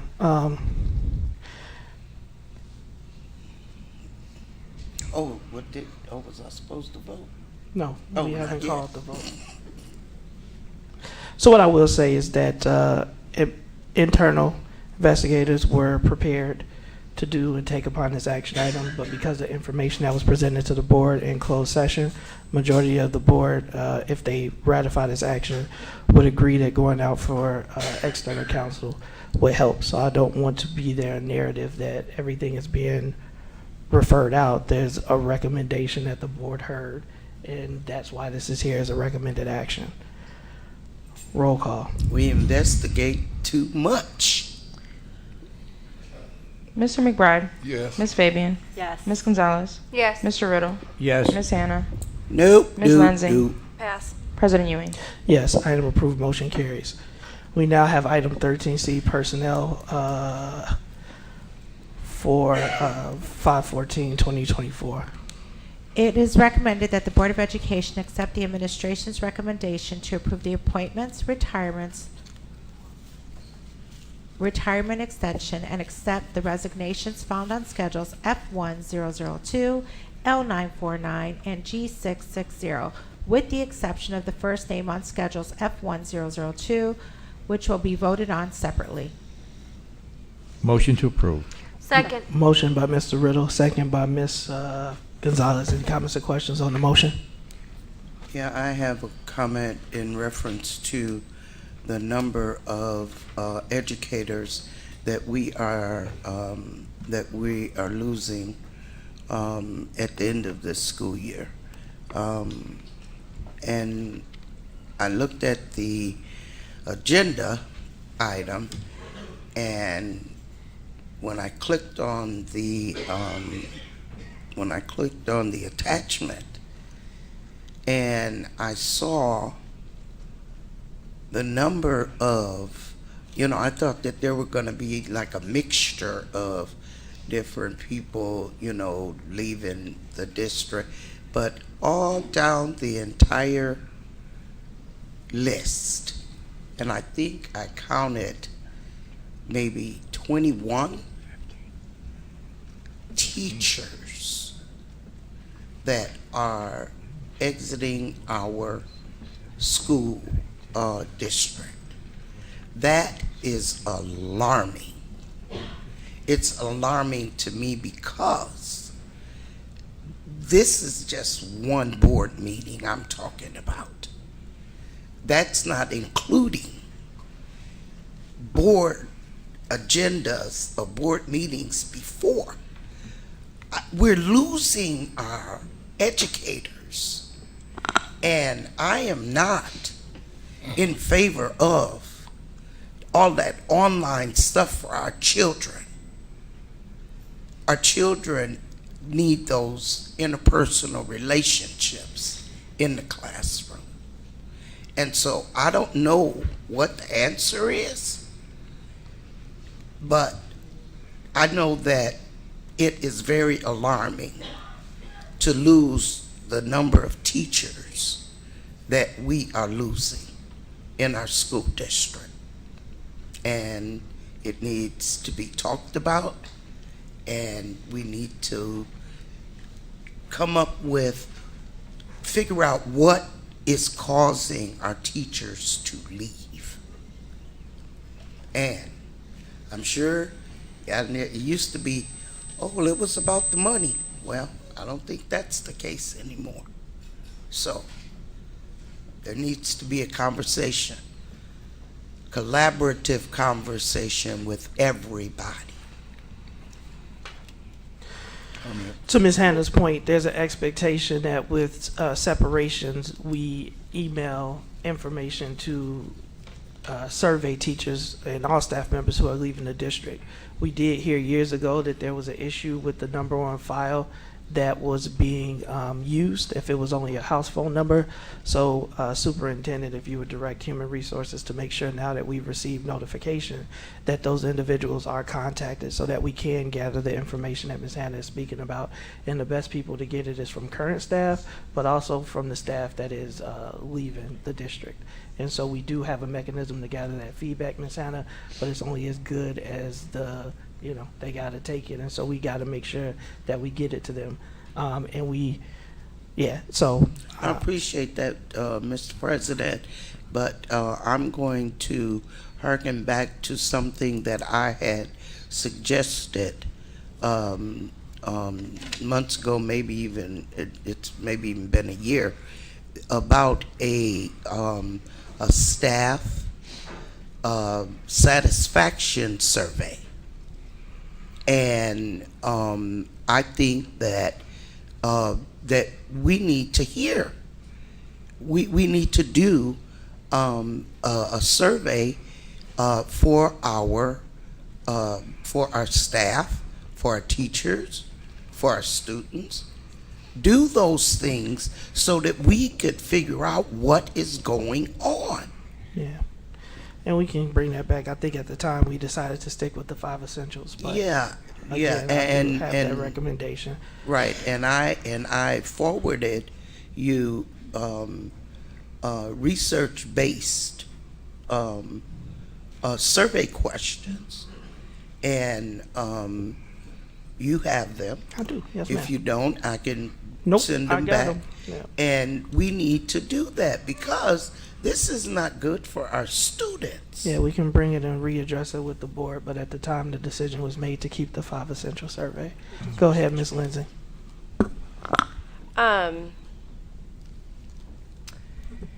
It is concerning, right? And I think we're all in agreement that, you know, especially when you look at some of the original hire dates, the amount of staff leaving the district, it's concerning. And so I'm a big proponent of, if you are honest and have the conversation, we can solve the problem, right? But we need individuals to be respectfully vocal about it, right? Like if we are dealing with Serious? Excuse me. Are you really serious about this? Sorry, this is the allowed for. Go ahead, board. Thank you, Ms. A. Oh, my name was openly said during an open session. Again, this is public. Why that was done? Go ahead. And we, Ms. A, please don't. If there are any more interruptions, again, I know, but the opportunity for public comment has ended. Go ahead, Ms. Lindsay. and to that point, we do have a couple of people that do come to this podium and are vocal, and there are concerns of what happens in the aftermath of that. So we need to have safe, honest conversations for the betterment of the students. With consistency, they do better. So I'm really hoping we can find a way to engage staff, even those that are leaving. Please give us your honest, respectful, but honest feedback so that we can do better in the district. I think that's why we all ran. The other point that I want to make is that for one of our resignations, it is very sad to see talent leave the district and those dedicated for whatever reasons they're choosing to leave. But I do want to wish those that are choosing to leave all the best. I want to add something too. Go ahead, Ms. Gonzalez. Just because I haven't been able to make it out to the dinners, I do want to thank all of the veteran teachers that are retiring with us this year. As you know, years past. I mean, I recognize some of the names on the list, and I just want to give so much kudos to the staff that stay with us and make it a career to help our students, because their relentlessness does not go unnoticed, regardless of the building that they're in.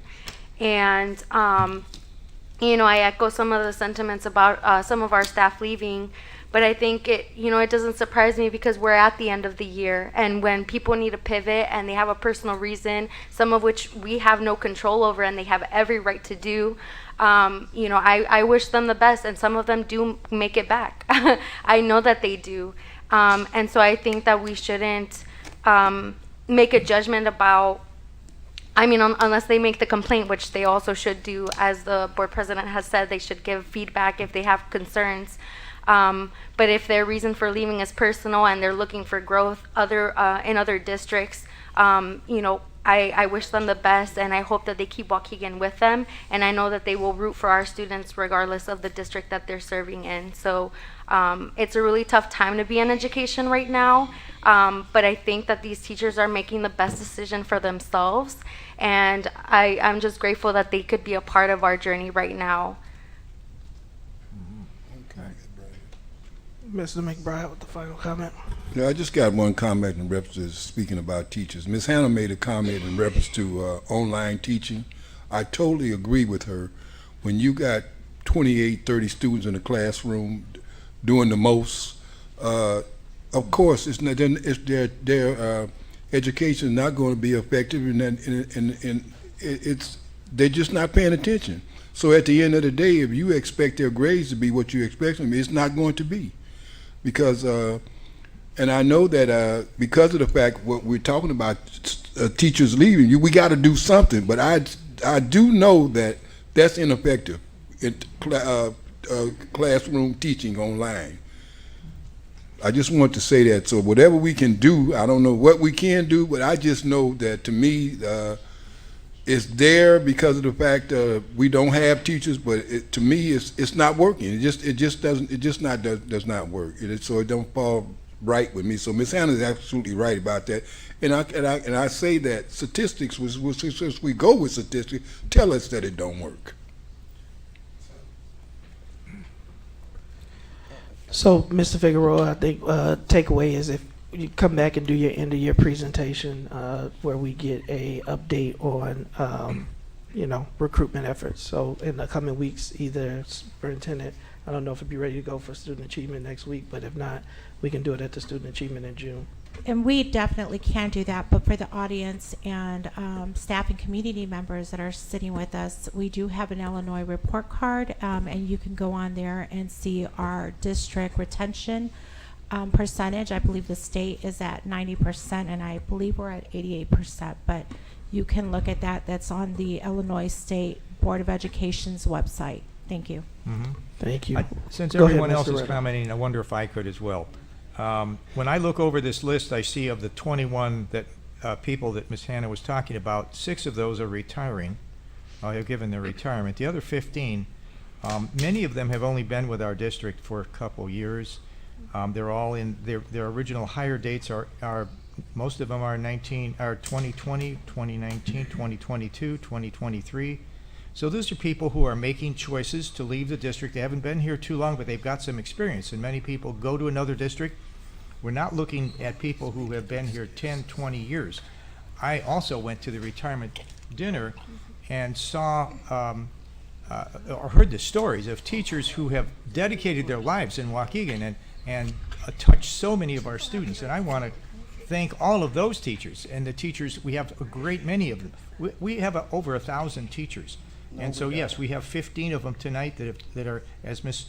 Gonzalez said, at the end of the year, who are deciding to go somewhere else. Many of them have not given a reason to us as to why they're leaving. But they have the personal right to do that, to leave, to go either leave the teaching profession or maybe go somewhere else.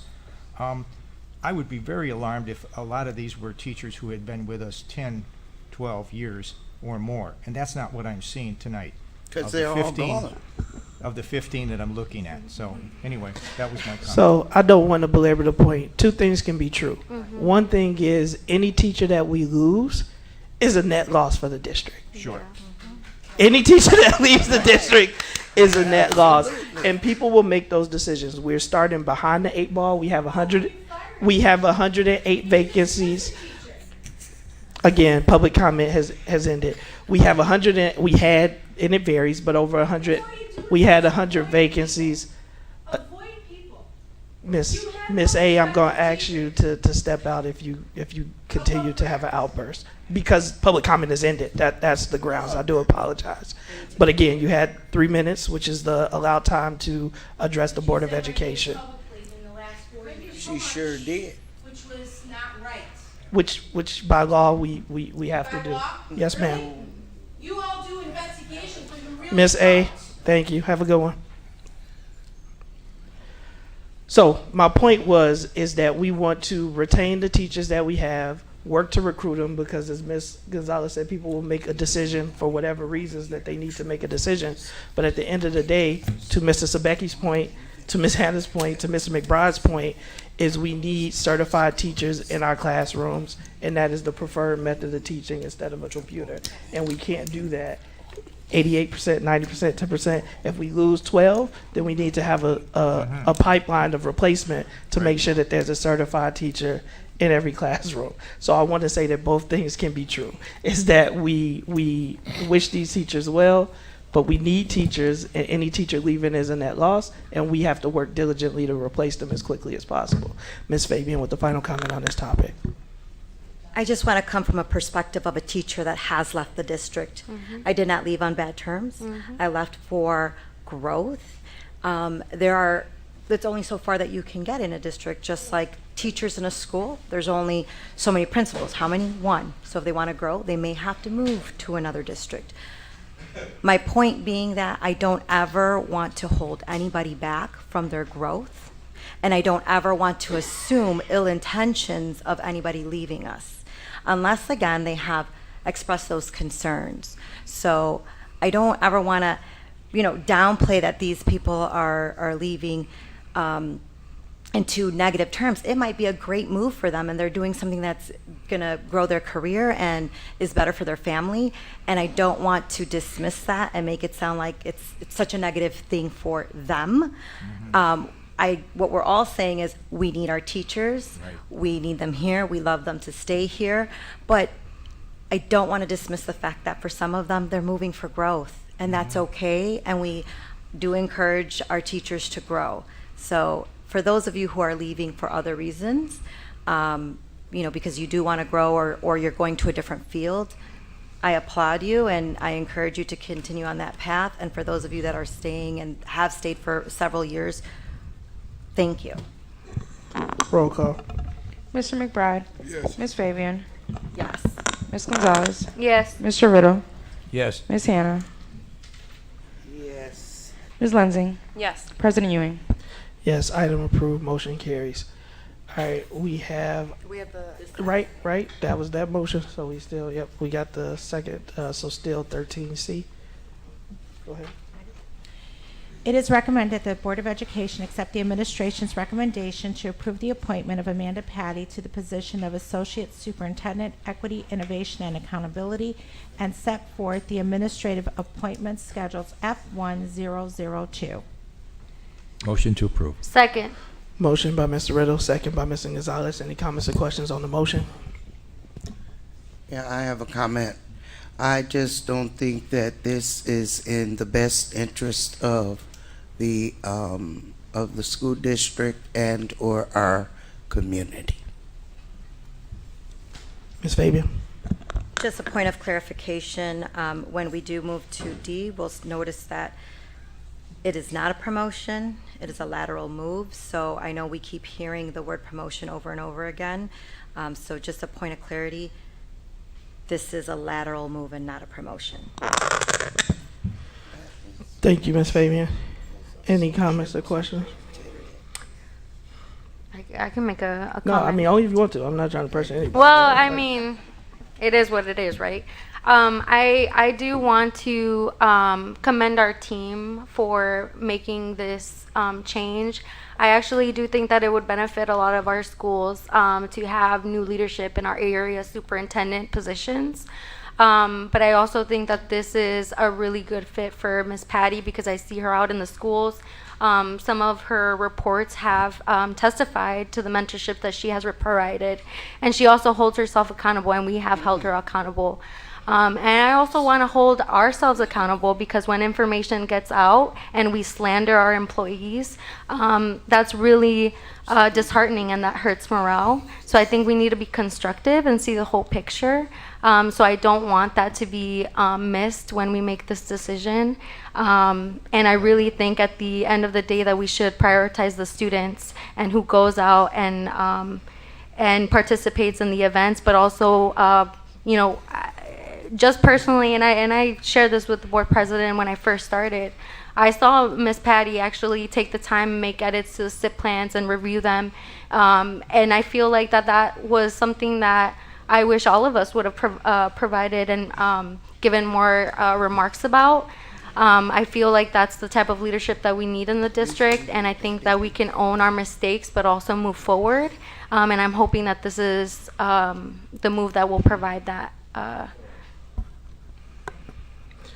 Comment, Brandon? If you have one. Yeah, I do. I got a vote, so I got to explain why I'm voting. I think that would be appropriate, shouldn't it? Go for it. I'm not stopping you from speaking. Well, I wasn't on the interviewing team, first of all. What we do here as a district, when we hire people, we trust and give authority to certain individuals, which would be administrators, to make the decision on whoever we're going to hire. Whether it be, and we start off with maybe 8 people, I don't know. But at the end of the day, it's up to them to decide that who's the best candidate for the job. That's not my job. Your job is to bring me the candidate. And when you bring me to the candidate, I have to trust it that you sat there and evaluated and made a good decision. So after doing the interview, that candidate, not mentioning the name, was brought to me, and when I heard that, then I had to assess it myself for being in the district for about 16 years. Then I find out, we always talk about grow our own, then when we get a candidate that graduated from high school and a Waukegan alumni, that means something to me, versus other candidates that come from but anyway, I'm making my decision on my morals and my values. Everybody makes mistakes, including me. And at the end of the day, mistakes can be corrected, and then sometimes you be held accountable for your mistakes. I've held accountable for mine, but I went on in life and done better. So don't hold that against me forever. It's what I'm getting at here. So as a result of that, once again, I keep saying, I'm going to say it again, we're always talking about growing our own. Here's an individual from Waukegan, graduated from Waukegan, and what I've seen outside of that simple mistake, I've seen nothing but pluses. So when I make my vote, I'm making my vote on those ideas that I just shared with you all as a public. Thank you. Yeah. Again, I want to give my comment. My comment is that while I personally cannot support the appointment, I do support the will and majority of the board. But for reasons, and it's always things that shouldn't be shared publicly, is each individual board member has to vote their conscience. With that, roll call vote. Mr. McBride. Yes. Ms. Fabian. Thank you for 20 years of service, and I hope you continue. Yes. Ms. Gonzalez. Yes. Mr. Riddle. Yes. Ms. Hannah. No. Ms. Lensing. No. President Ewing. No. We do have a set, motion carries, appointment approved. We do have a...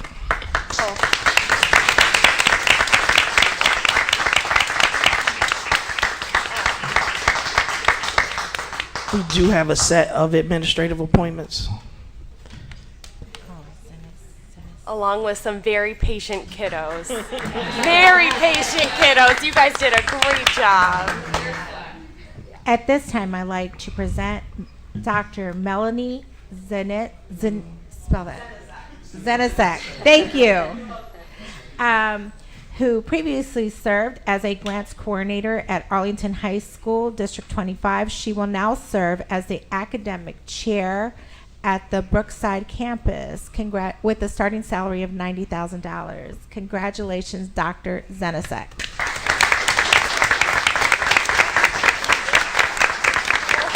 We won't make her come up. We won't make you come up. You guys did a good job. Oh, you made her come up. The little's like, thank you. Bedtime. We can go home now. They did such a good job. The cupcakes left. Thank you for being patient. Congratulations. Thank you. Welcome. At this time, I'd like to introduce Ms. Shannon Sarver, who previously serves as an external diverse learner specialist at the Brookside campus. She will now serve as the coordinator of high school diverse learners at the Brookside campus with a starting salary of $100,000, $1,800. Congratulations, Ms. Sarver.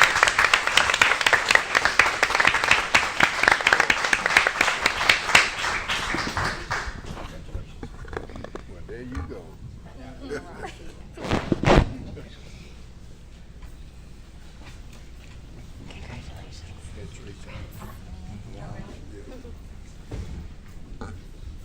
Our next appointee will be Bryant Rice, who previously served as the Culture and Climate Specialist at Carmer Buckner Elementary School. He will now serve as the Assistant Principal at Lyon Elementary with a starting salary of $74,500. Congratulations, Mr. Wright.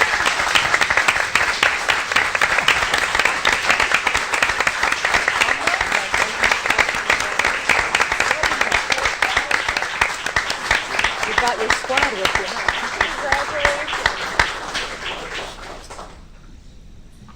Also a patient child. Congratulations. You go, young man. All right.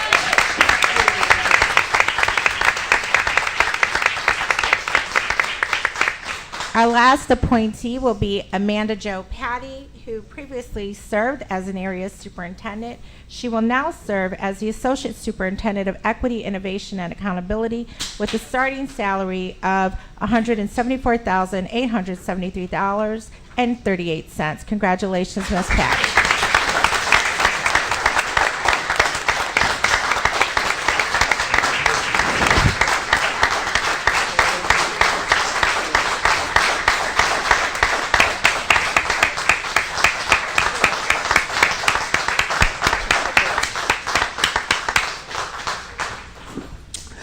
Congratulations to all our new appointees and good luck to all of those who may be leaving our district. Next up is item 13D, approval to accept the salary adjustment recommendations.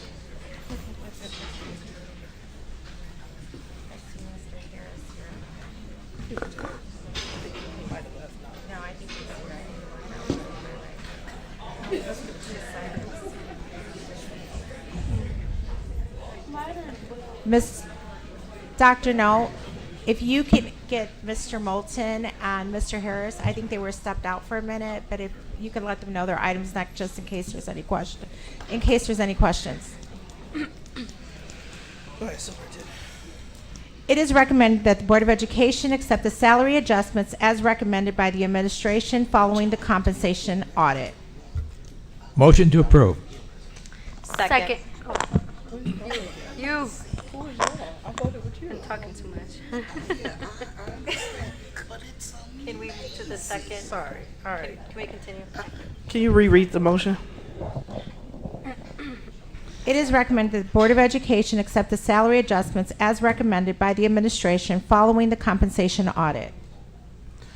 Motion again to approve. Motion by Mr. Riddle. Second. Second by Ms. Fabian. Any comments or questions? Yeah, I have a comment. You know, I am going to just, I'm going to repeat what I have been hearing ever since this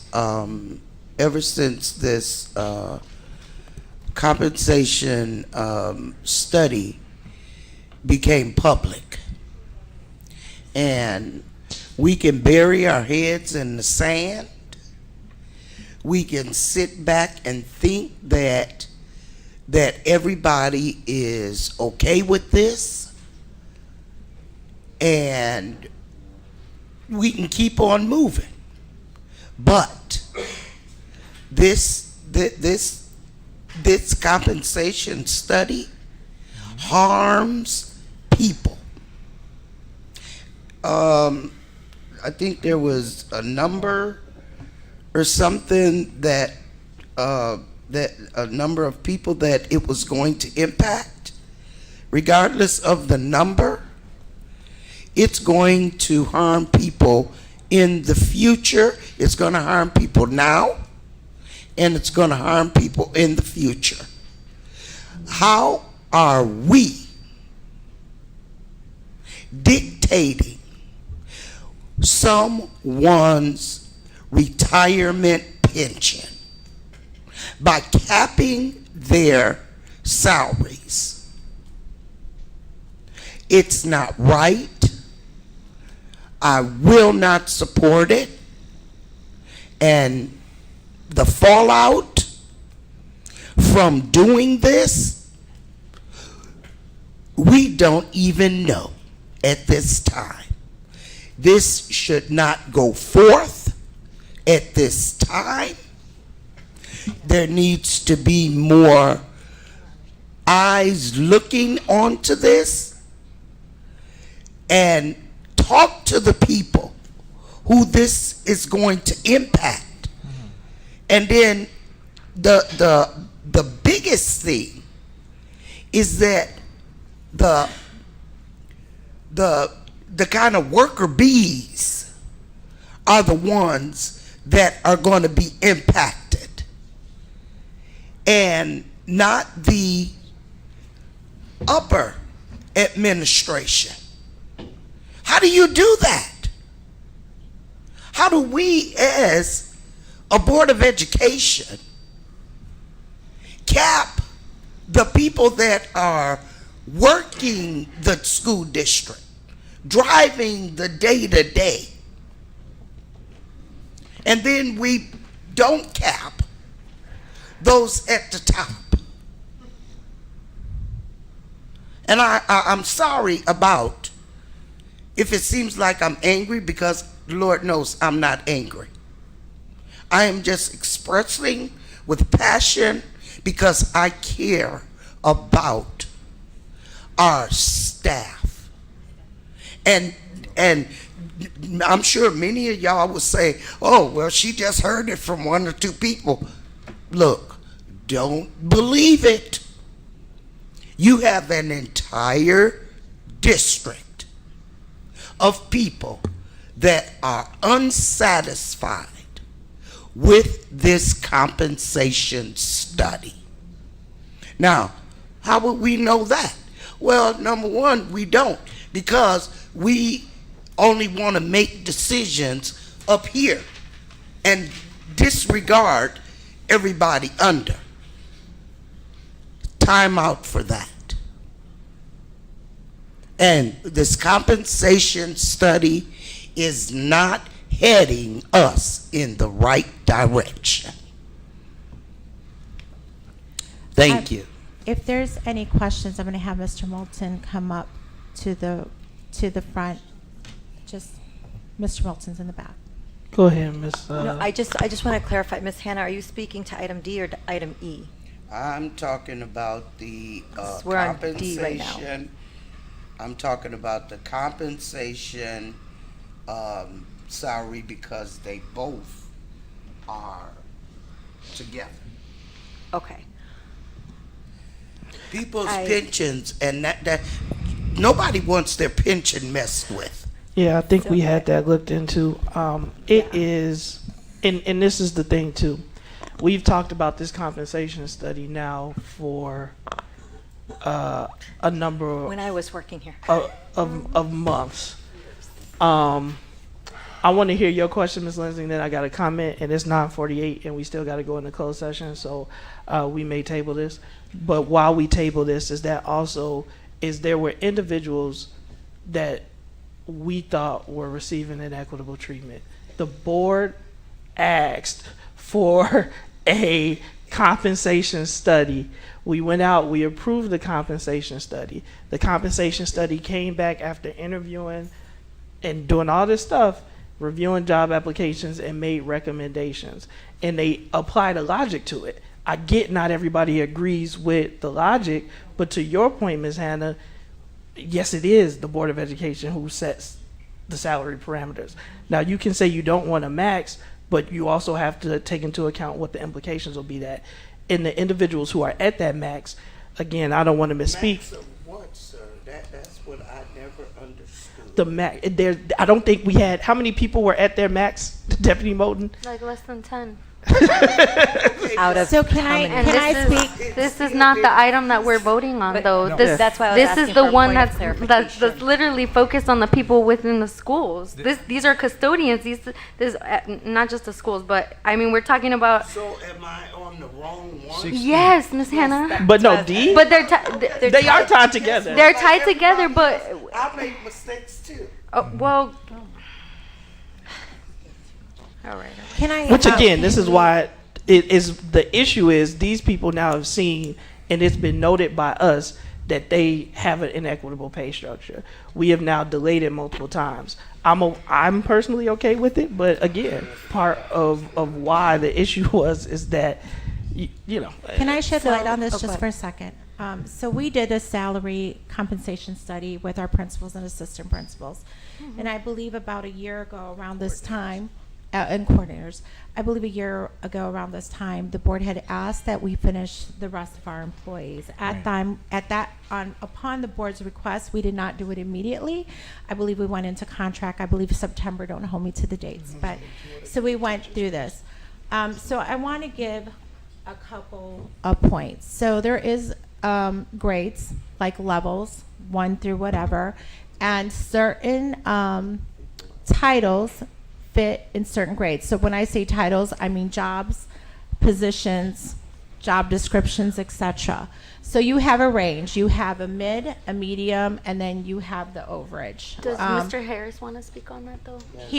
There he is. Yeah. Thank you for being We here. I we thought want you left. to review this because I think we're confused. I'm gonna stop. I thought Mr. Harris left, but we're gonna let Melton. But let me finish my thought. Okay. So we have a mid, and Hold a on, max. we got a couple different conversations going on. Can So I- go ahead, Can I Ms. just finish my Placencia. thought? Yep. We have a mid, and so we did see that we had some inequitable salaries in our district. And so what Laura Morgan and RJ Harris went out and did is they did an audit of all our salaries and job descriptions. They put an algorithm along with the grade that you see on the side.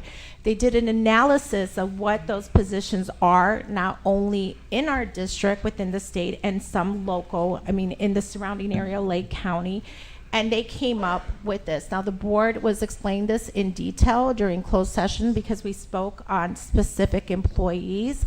And so now we're here. So yes, are there employees at the max? There are. Mr. Moulton can give you the exact amount. There are some. When an employee is at their max, that does not mean that they do not get their raise. They will still get their raise. It is just not compounded on their whole earnings. And so on that point, I'm going to turn it over to Mr. Moulton because I know you were walking out and everybody was kind of outside dealing with stuff, so I kind of stepped in. I did step in. Yes. So Mr. Moulton, at this time, I'm going to turn it over to you so you can run the board through recollection of this item and then be able to answer any question that the board does have. And I do see Mr. Harris in the back. Thank you. Mr. President, I am publicly apologizing for I'm not taking back what I said. It'll just be For the next item. for The next the applied to the next item. Next item. Okay. So let's pause, Mr. Moten, vote on this. But let's vote on the right item. D. Let's vote on D. Right. Yeah. Just wait. Right. That- But I that's a salary publicly adjustment for apologize. I 16 had the employees. wrong item, the agenda item. Right. So we got item 13D, approval to accept the salary adjustment recommendations. The dollar amount is listed there. Roll call. Mr. McBride. I'll be abstaining. You can, but that's the second item.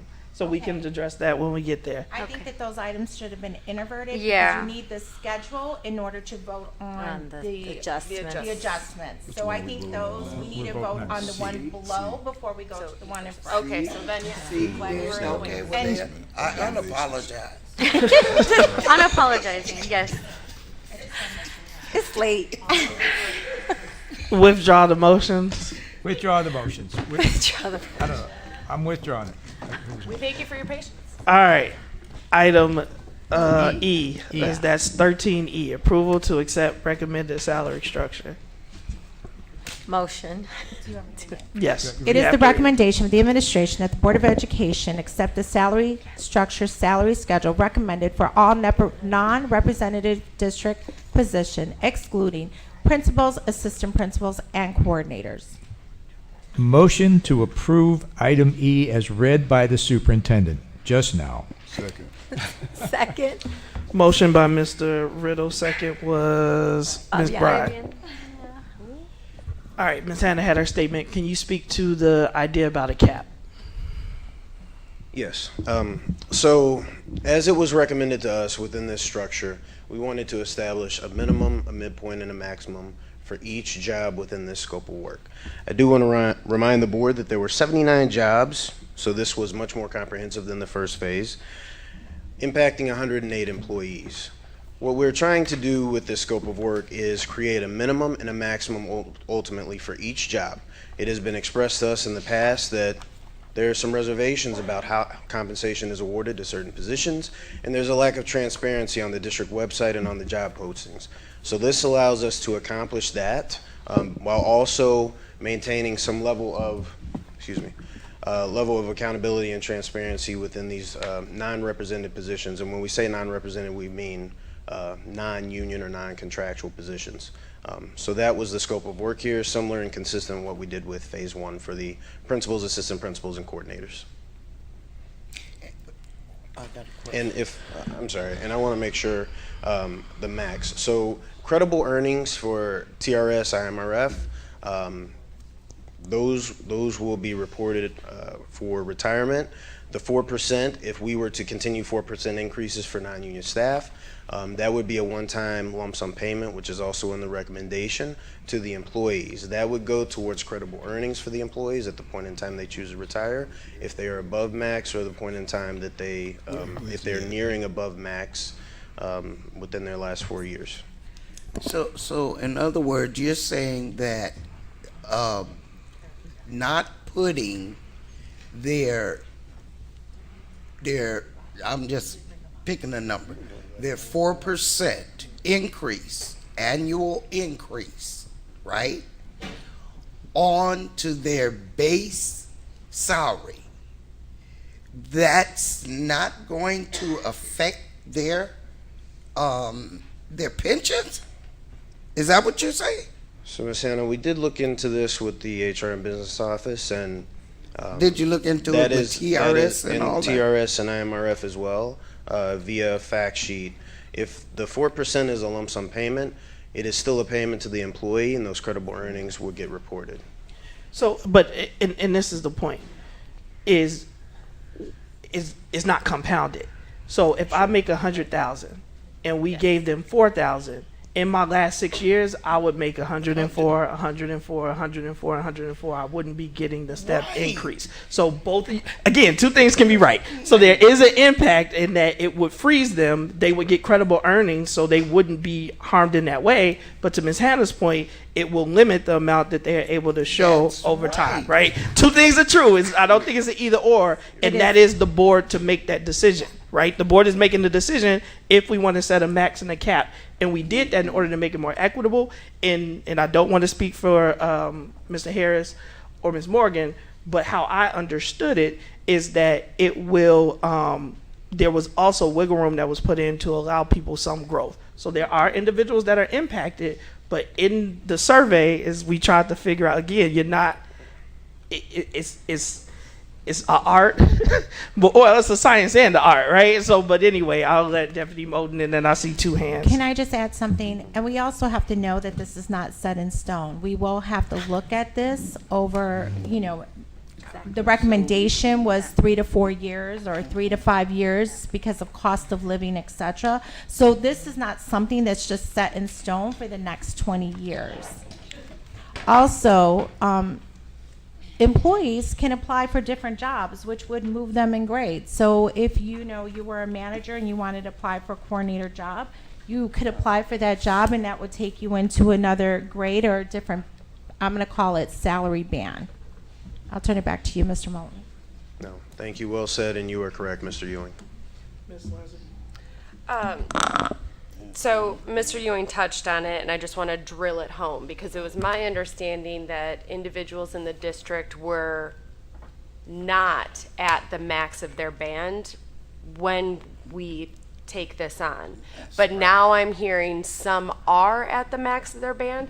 So that's what I'm having an issue with is I'm told one thing and now I'm hearing something different, and that doesn't sit right with me. So I believe, Mr. Harris, I don't want to put your exact words out there, but when you discussed the maximum of the bands, you said, do you want to state what you stated?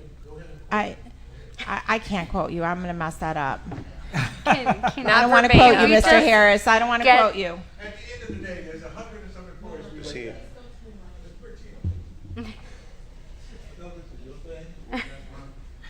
There's 100 and something people impacted.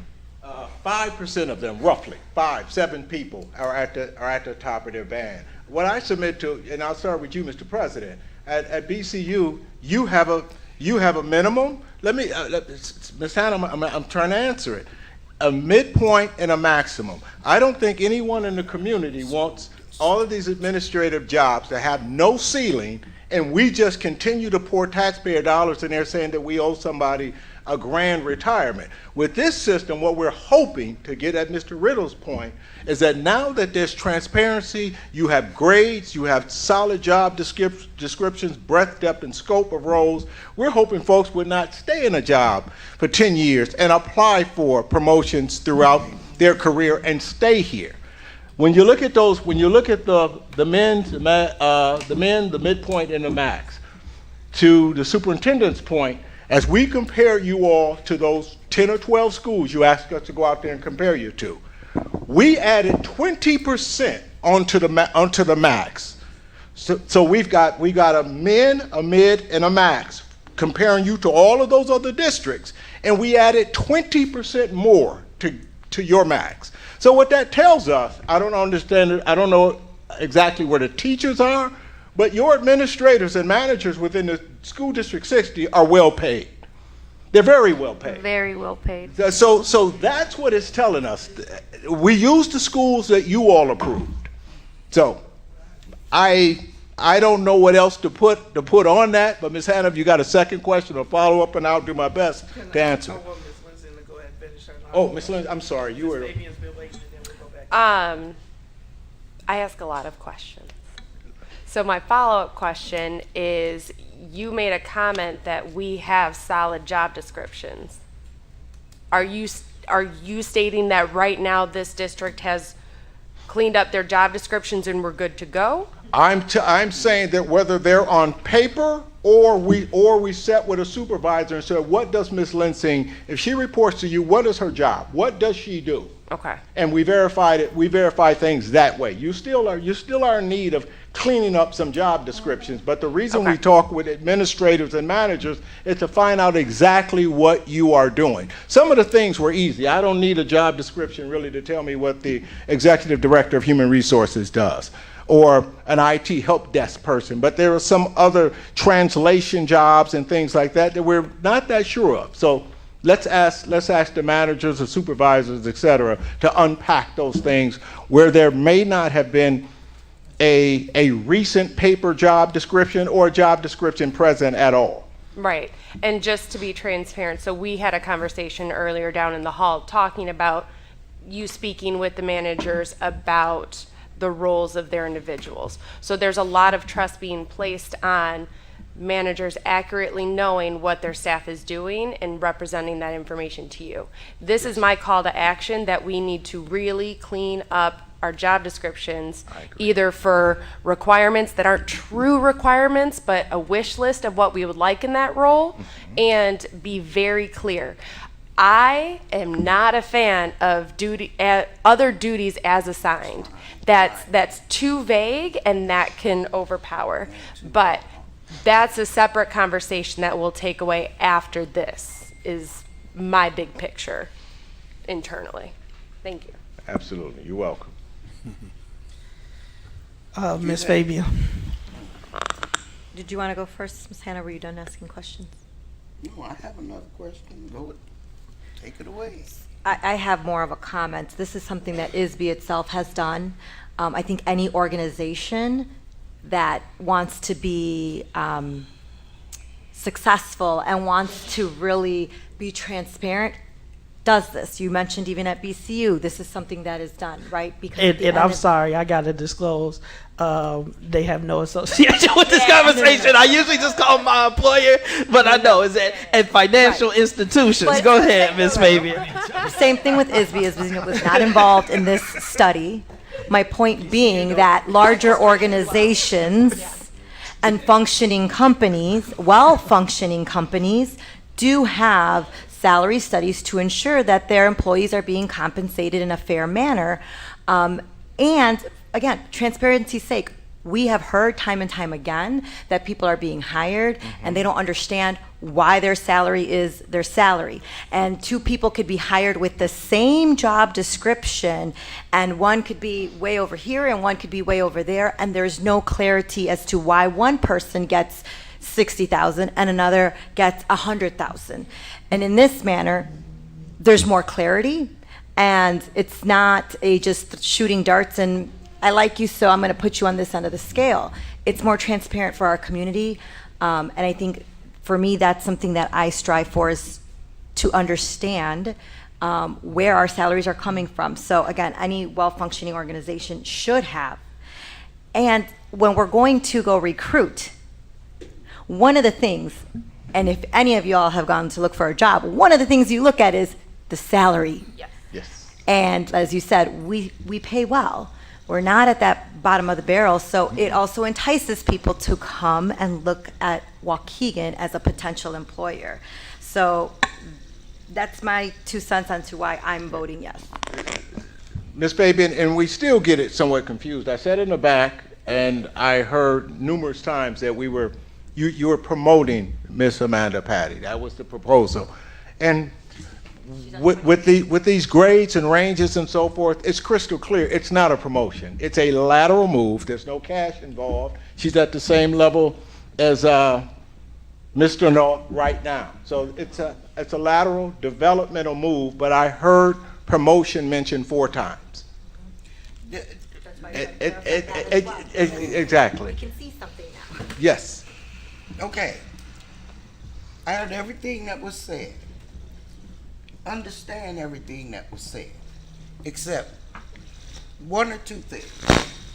Well, maybe 1, 2, 3, 4,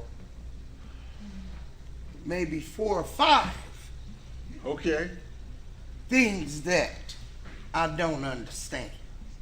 Everybody's salary is going to be capped, all the way from 10 to 23. Right? 10 to 23, right? What about the leadership up here? Wait. Well, if you're going to ask me a question, you got to let me answer the first one, Miss Hannah, and don't mix 3 or 4 questions up. I'm good, but I'm not that good. And I'm getting old. So, but I'll take the leadership question first. First of all, most of those people are on contract. We just use the grade 23, 24. We use those grades just to give an overall ceiling and range for all of the jobs. But most of these people are on contract. So whatever they're negotiating, I think that carries the day. okay, let me just say something. Let me say something. So that's a good example that is being demonstrated, where everyone, because of a contract, in that contract, whenever there is a district increase, right? It doesn't stop at those 5 people. They get the increase too, right? And it goes on to their base. If it's contractual, I don't know where you're going, but if it's a contractual, that's what you all agree to. 100%, and it's a recommendation. That's what you all agree to, and it's a recommendation. Okay, and I understand what you just said. But you have the power to say, you all have the power to say that increase doesn't go, don't you? With the exception of one specific contract that I'm thinking of, yes. Absolutely. Well, only thing I'm saying is that the district morale is suffering because of this. And whether, like I say, we want to put our heads in the sand about it or not. Yeah. Okay. For the narrative, I just have to say is that I'm actually proud of this board. The teacher increase was 17%. The other groups went up by what, 8, 10, 12 different amounts, right? Many double digits. So I do understand the rationale, but we even put this individual group off because we said we wanted to complete the teacher's contract and make sure that all of those frontline workers were taken care of. And I don't want to put that term first, but that we got those contracts negotiated. And then we went back to look at non-union jobs. And this was a request of the board. So I guess I'm confused by our concern about a max. If we are talking about that it's related to 7 people, we can maybe take those offline and look at those 7 people. But what I don't want to do is excuse my language. Actually, I'm not going to say it. I'm going to think of another word. Can I interject? No, at another time to look at those individually. No. But what I'm saying To say what. But I was going to say bastardize, right? You don't want to bastardize the process. If we We remove shouldn't the 7, discount the entire structure as if there's no logic when there clearly is, and we can discuss the 6 or 7 people impacted at a later date.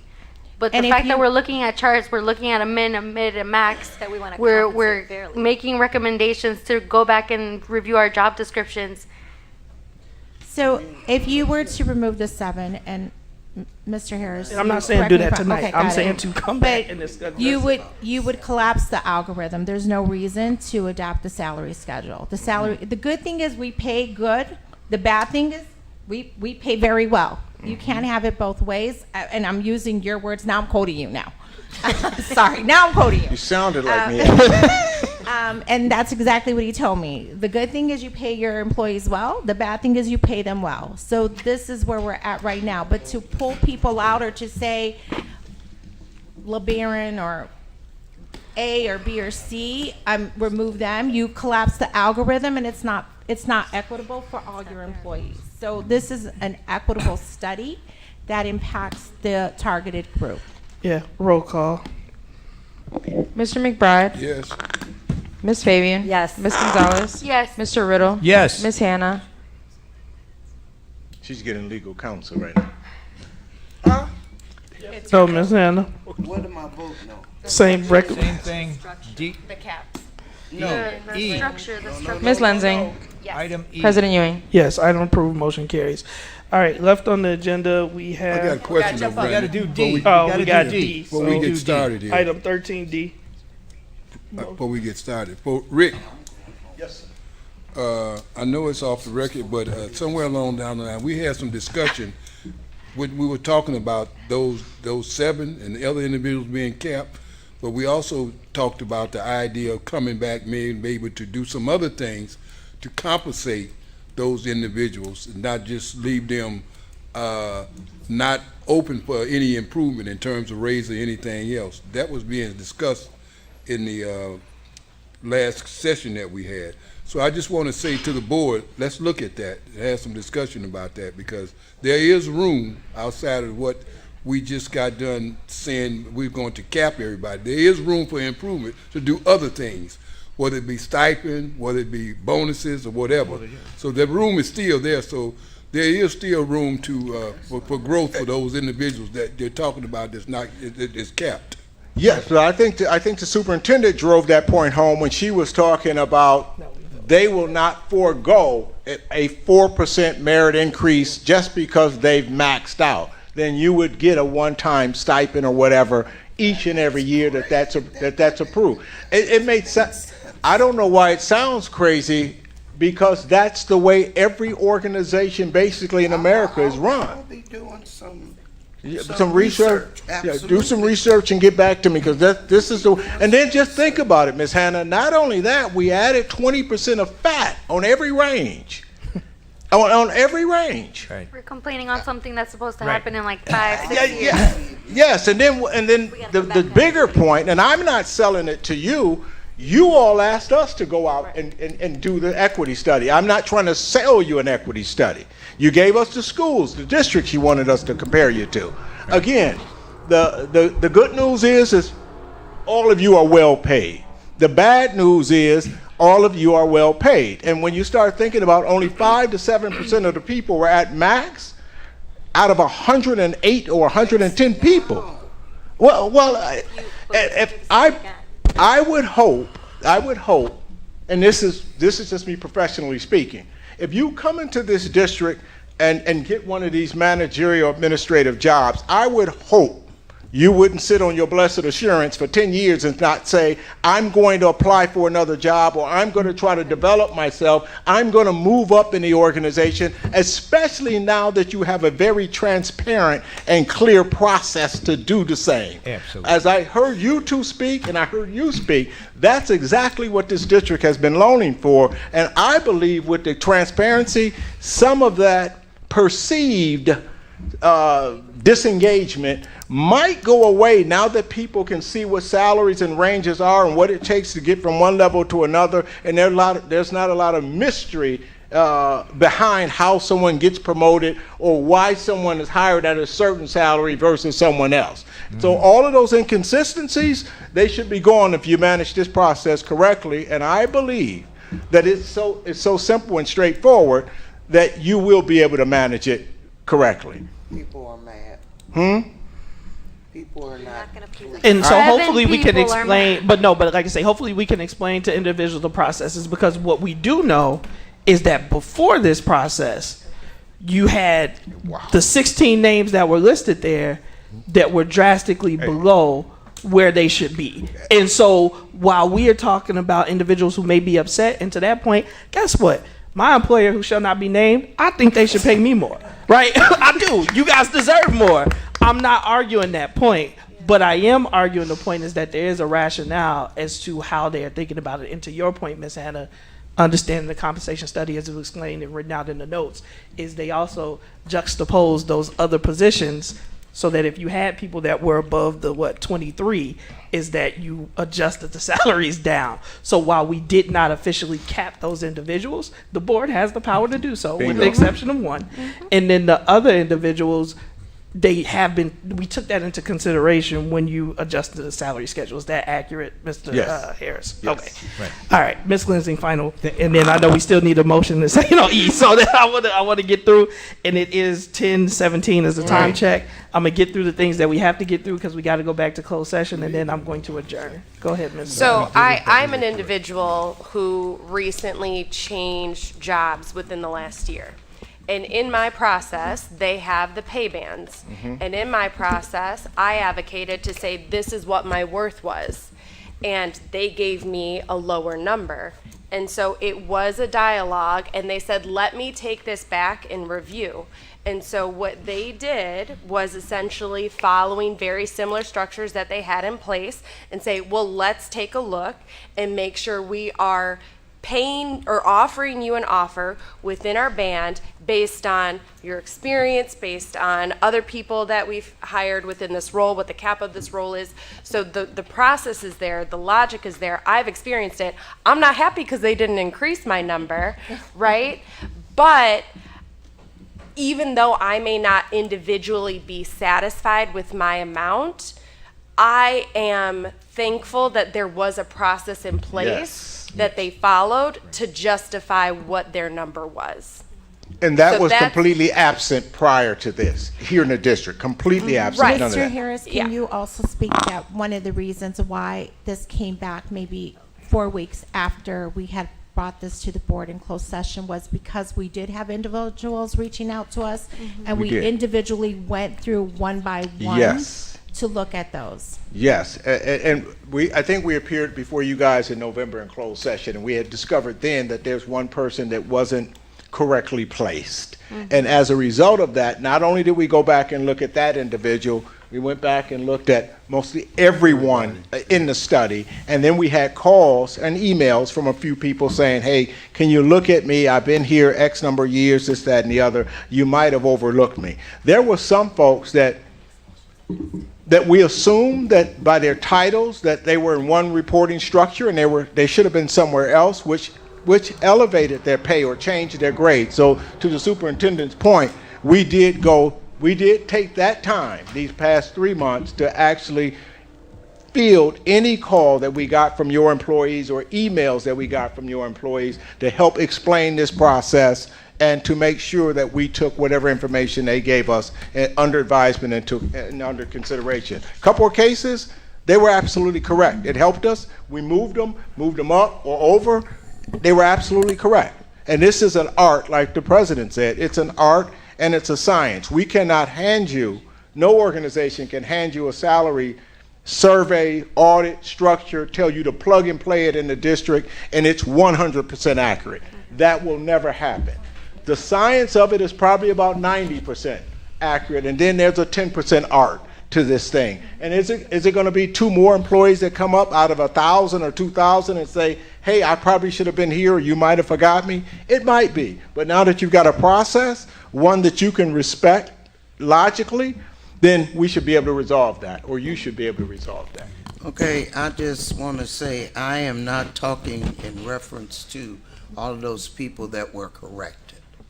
I have nothing to say about that. What I am talking about is that structure that was put together that capped. Let's redo it. Okay. I get that, and I respect it, but you left it a minute ago saying you're going to go do your research, and I invite you to do that. And you come back to me with the organization or the company that does not have a minimum, midpoint, and a maximum. Just come back to me with that. I'd love to. I might go work for that organization if there's no cap. Right. Yeah, and the thing, and the biggest thing, Mr. Harris, is the fact that that we are going to be limiting what people are going to be receiving once they retire, because all of those stipends are not going on to their base pay. No. It's not going on to their base pay. Now they talk about service credits. Service credits and base pay, 2 different things. And so we are limiting people's retirement amounts. Ms. Hannah, Mr. Harris, I'm going to pause you only real quick because I need a motion for item 13D. Motion by Ms. Lindsay.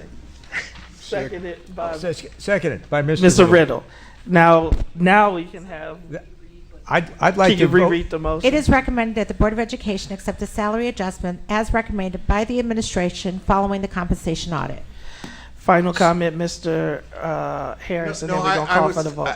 With all due respect, I do understand what she's saying. She says she's going to go out and do some research. Again, I welcome that research to see that there's a capitalist organization that's going to pay you, just keep compounding your salary, even if you've been in a job 10 or 20 years. I'd like to see that.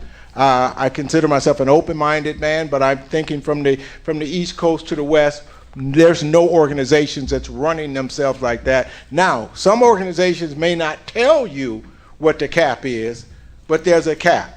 And I think that's why the laws are changing, saying that you need to post salaries out there for jobs and so on and so forth, and be a little bit more transparent so that people know exactly what their job is paying. And so now you're one step ahead of all of that too by calling for this audit or this survey.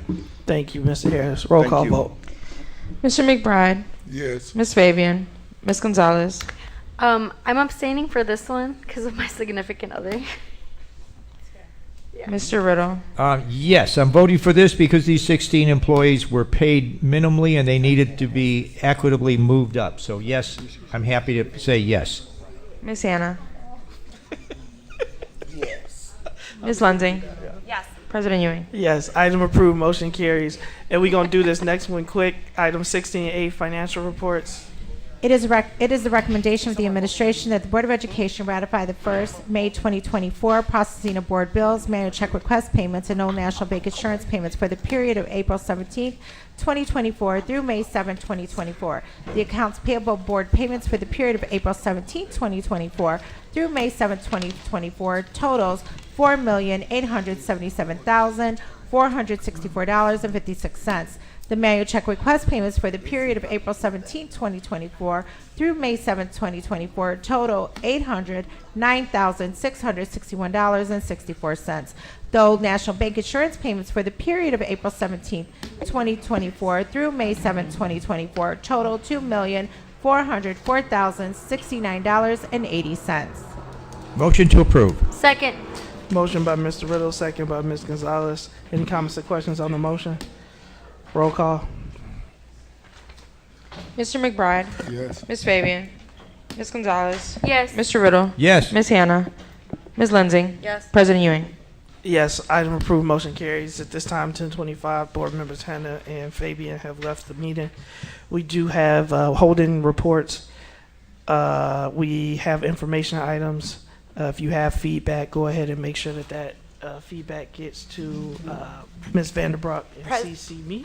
President Ewing, I do apologize. We do have the team that worked really hard on this, and they've waited, and I understand the hour is late, but I am also getting questions and concerns with the new grading policy, and if they're here, and I get that it's late. I would hate to ask them to come back, but I do think there are components in this policy that if the board hasn't read, I assume you guys did, so I don't know why I said that, but there's a component in this policy that is going to need to be explained, and they are here now.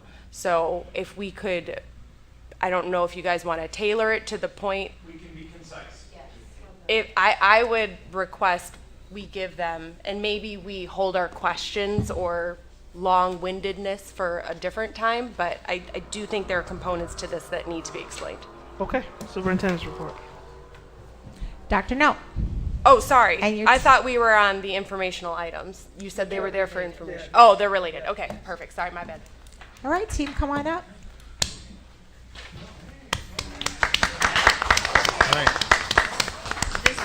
Good evening, board. This is the complete unabridged version. So please welcome our team, our equity team. We have teachers, we have assistant principals here, and I would like to, as Lee is bringing up our PowerPoint. Thank you, Lee. Lee? As Lee is bringing this up, I want to thank Eric Hamilton, John Dolan, Kelly Barwick, Tanya Evans, Ms. Lensing for being here as representative of this committee and of this team.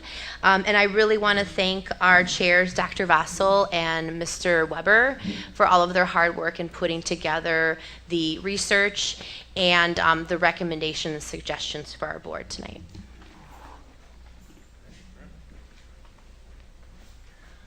Okay, good evening, superintendent, board members, and community. I just want to thank again our team for sticking it out and staying here and running the marathon. It speaks to the work that we have been doing for months, and their willingness to be here, I think, speaks volume to their work in the policy. And we're just going to briefly run through it and take any questions if there are any. Going through the presentation, the first part we took directly from the current policy. And in reading through this and looking at the research that we've looked at, the most important thing that we came back to as a committee is that grades are meant to provide clear communication about what students know and are able to do. And so as we went through and looked at the policies and as the procedures, it's something we came back to, and you'll hear that as we keep going through the presentation tonight, that any suggestions that are being made to the board are being made because we believe it makes it clearer to communicate what students know and are able to do to students, to parents, and to teachers. As we worked through, we spent a lot of time looking through an equity lens at doing what is right for our students. And you'll see in many of the recommended suggested changes, you'll see that they were done to take and put our students in a place where they're not competing against each other, where we're not putting them in an environment where one student's grades are being compared to another student's grades. We're trying to put our students in an environment where all our students can be recognized for their achievements. And so as you look through a lot of those suggestions, you'll see many of them are grounded in the equity work that we're trying to accomplish for our students in our community. Looking at, these are some examples of our research that we looked at. We've spent a great deal of time and all of our work is grounded in the research looking at grading and assessment. We did look at 13 surrounding districts and looked at their policies. It's for some structure and some guidance.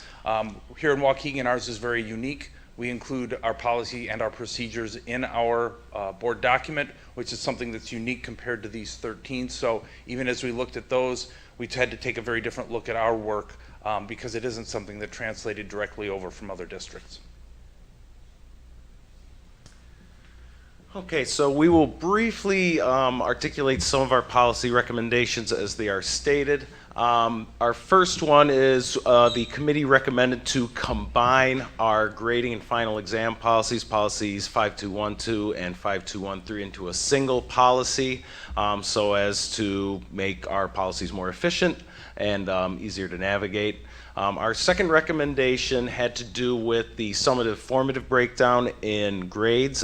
We found that some of our high school courses, particularly our CT and fine arts courses, had 60-40 breakdowns. We did surveys and we conducted research with members of the team, including the administrator as well as the teachers, and found that the team largely supported a more uniform approach, and the 60-40 approach was more in line with trying to accommodate for performances, and most articulated that that policy was no longer valid. Next slide. The committee also recommends, as Dr. Vossel articulated, a removal of the class rank system. We found that many high schools around the area have gotten rid of the class rank as it creates more problems than it causes. We actually can point to two members of this very committee, myself and Mr. Dolan, who took classes for enrichment their senior years, but because those were not weighted, that actually hurt our class rank. So we actually, by having a class rank, have a system that discourages academic enrichment. So we propose to replace that with a unweighted system of summa cum laude, and our numbers were there, which were arrived upon in advisement with high school leadership. And Eric, do you want to speak more to that? Okay. And then our final recommendation, which is our biggest recommendation, perhaps the one that will cause the most questions, as Ms. Lensing referred to, was a change in the grade calculation policy, in that the minimum grade for any assignment in the official gradebook for grades 6 through 12 will be a 50%. This is grounded in research and grounded in the simple fact that when you look at our grades, we have 59 ways for a student to fail. Even though that when they're in K through 5, they have a more standards-based approach, and when you look at their GPA, it is still 0, 1, 2, 3, 4. However, when we calculate a grade, there is a possibility that a student could get a 0, which could therefore poison other grades and therefore obfuscate what their grade actually communicates to themselves and the parent. Go to the next slide, please.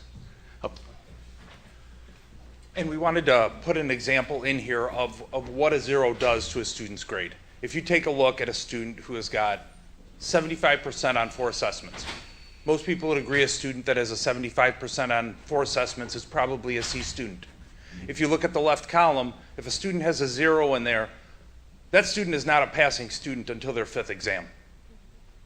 So again, coming back to the idea that grades are designed to clearly communicate what students know and able to do, that 0 distorts that perception. If you look at the right-hand column, if that 50% is their minimum grade, and now we calculate that out, you can see the right-hand column gives a better picture of what that student knows and is able to do. You can go ahead and move to the next slide. And I know that's a bit difficult to see, but in conversations with teachers, in regards to the 0 conversation, one common argument we had coming back to us was that that 0 grade is a motivating factor for students to get right, so to speak, to see that 0 and see what it's doing to their grade and try to dig themselves out of that hole. So we actually looked at our own data. What you're seeing there is our quarter 2 progress report grades compared with the final quarter grade. And students who scored between the 0 and 9% grade band, those students 9 out of 10 times stayed at a failing grade.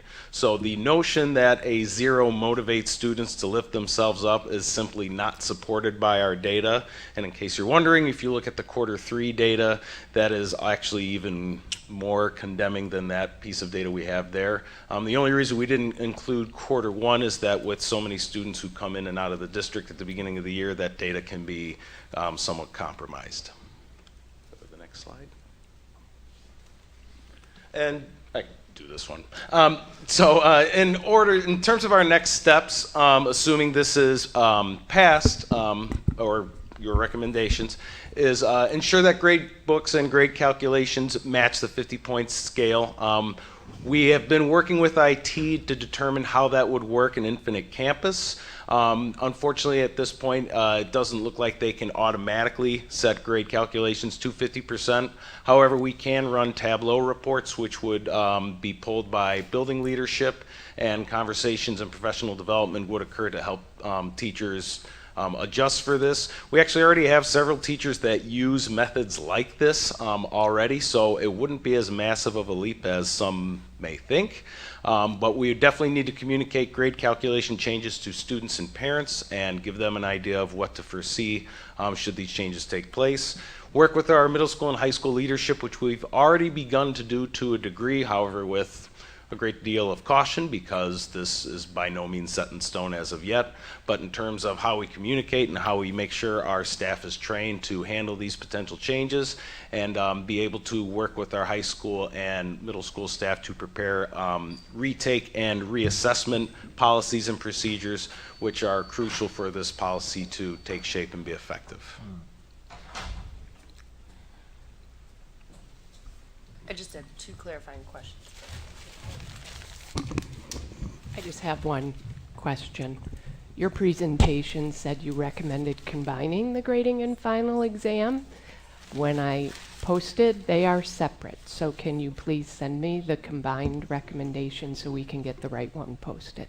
Yep. Thank you. And I just have 2 clarifying questions because I'm not quite sure it's going to answer some things. So when you looked at the 13 schools, how many of those schools have adopted this 50 to 59 being an F and then going up the 10-point scale from there? We looked at the districts, which had multiple schools in many cases. A couple were high school districts, a couple were unit districts. Each of them used the standard press policy that's delivered from the state, the recommended verbiage. They did not conclude their procedures in their Board of Education policies. They have a separate handbook typically for that, and it's typically not a public document that's easy to find. What we have done is we do know of at least 2 that use that. We know Front High School uses it, and I believe Round Lake? Stevenson uses an alternative. So there are other buildings that are doing this. We have reached out to Fremd and tried to work through some of their processes and procedures. They also use Infinite Campus. So they've kind of been a source of what Infinite Campus has and has not been able to do. How did they communicate and train their administrators and teachers? How did they communicate to parents? So we're kind of getting that feel for that as we've moved forward to find out if there are pitfalls or what strategies they've used. And that's a point that I wanted to point out, right? Because when we have schools like Stevenson that, you know, are the highest performing in the state, we can look to that as an example of some goals, right? So if they're doing that, why did those students get better equity than our students when it comes to their grading? That's going to be one of my big questions. And then I just wanted to highlight really quickly, and then I'll be done. The goal is to assess the individual student and have the student be better every day for themselves, not to compare. So if one student is working really hard and they're getting their D or their C or their B or their A, that's great for them. If we have a student that is getting an F and they are working to climb to get into that D or that C grade, that's great for them. We want to make sure we are supporting each individual student and not making that mountain too high to climb where they disassociate and they decide, I'm going to give up. So I really appreciate all the work that went into this. I'm sure we're going to get a lot more questions, but I just wanted to give them that platform so that we can start having a meaningful conversation around it. Thank you. Yep, and we'll hold questions. My only comment is this is not new for District 60. This was a practice years ago. We went away from it. So for those that, I'm sure they got feedback, but to talk about some of the considerations as to why they moved away from it when we previously had adopted it before. So thank you all for staying and for the information. Board of Education is a very extensive 48-page presentation. Please look at it, ask questions, come prepared to discuss at a future meeting. Thank you. Yes, thank you. Thank you all. Thank you all very much. It sounds like some great work.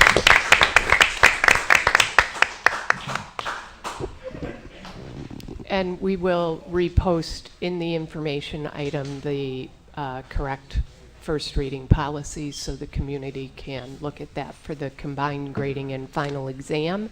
We do have the correct first reading policy posted for the promotion. Thank you. Thank you. All right, get the agenda back up because we do have one more thing we need to take. Board of Ed, the other information that we're going to go into closed session, we will not this evening. We will have a special meeting ahead of our student achievement and operations meeting. But we do need to take items 21A through G. Again, these items are being done in order to expedite the work of the board. I do want to say, as we heard public comments related to expulsion, and I want to set the record straight that the recommendation is that we actually do not expel these students, but that we adopt the superintendent's recommendation for the days that are listed. So with that, I'll read the document. Yeah. So in an introduction of item, we are now at student discipline. The board met in closed session and individually considered each of the student matters listed here. They all address mandatory expulsion referrals for a weapons offense as required under section 1022.6 D2 of the school code. This provision of the law also allows for modification of the expulsion period by the superintendent, whose decision may be modified by the board. Items A through F were recommended by the respective building principals for modification of the minimum 1-year suspension period to varying lengths of time as follows. A, student number ending 505, expulsion modification to 3 days OSS. B, student number ending in 567, expulsion modification to 10 days OSS with support services of counseling and during the period of OSS. C, student number ending in 697, expulsion modification of 2 days OSS. D, student number 020, expulsion modification 1 day OSS. E, student number ending in 974, expulsion modification 4 days OSS. And student number ending in 050, expulsion modification 1 day OSS. Superintendent agreed with each requested modification. The board is being asked to approve each of these modification recommendations as being in the best interest of the district and the student, and based on the totality of the circumstances, supporting the maintenance of a safe school environment free of disruptive influences, which can be a distraction to learning, while continuing to hold the students accountable for the students' conduct. Item G recommends a 1-year expulsion held in abeyance to allow for attendance at an alternative placement that can meet the student's educational needs so long as the student remains in good standing in the program. Should the student be dismissed from the alternative program or fail to attend, the expulsion would go into effect for the remainder of the expulsion period approved by the board. If approved, the board also would be authorizing the board president to sign individual resolutions specific to each student disciplinary matter, memorializing the board's decision, and the decision would take effect immediately. I'm asking for a motion to make these matters collectively, unless a board member wants any of them acted on separately. So moved. Motion by Ms. Lensing. Second. Second by Ms. Gonzalez. Any comments or questions on the motion? All in favor signify with aye. Aye. Any opposed, nay. Motion's carry. Items are approved. Items A, B, C, D, E, F, and G with student numbers listed. With that, sorry, Board of Ed, it's 10:44. I would like to call for a motion to adjourn. So moved. Motion by Second. Mr. McBride, second by Mr. Riddle. All in favor signify with aye. Aye. Any opposed, nay. Meeting is adjourned.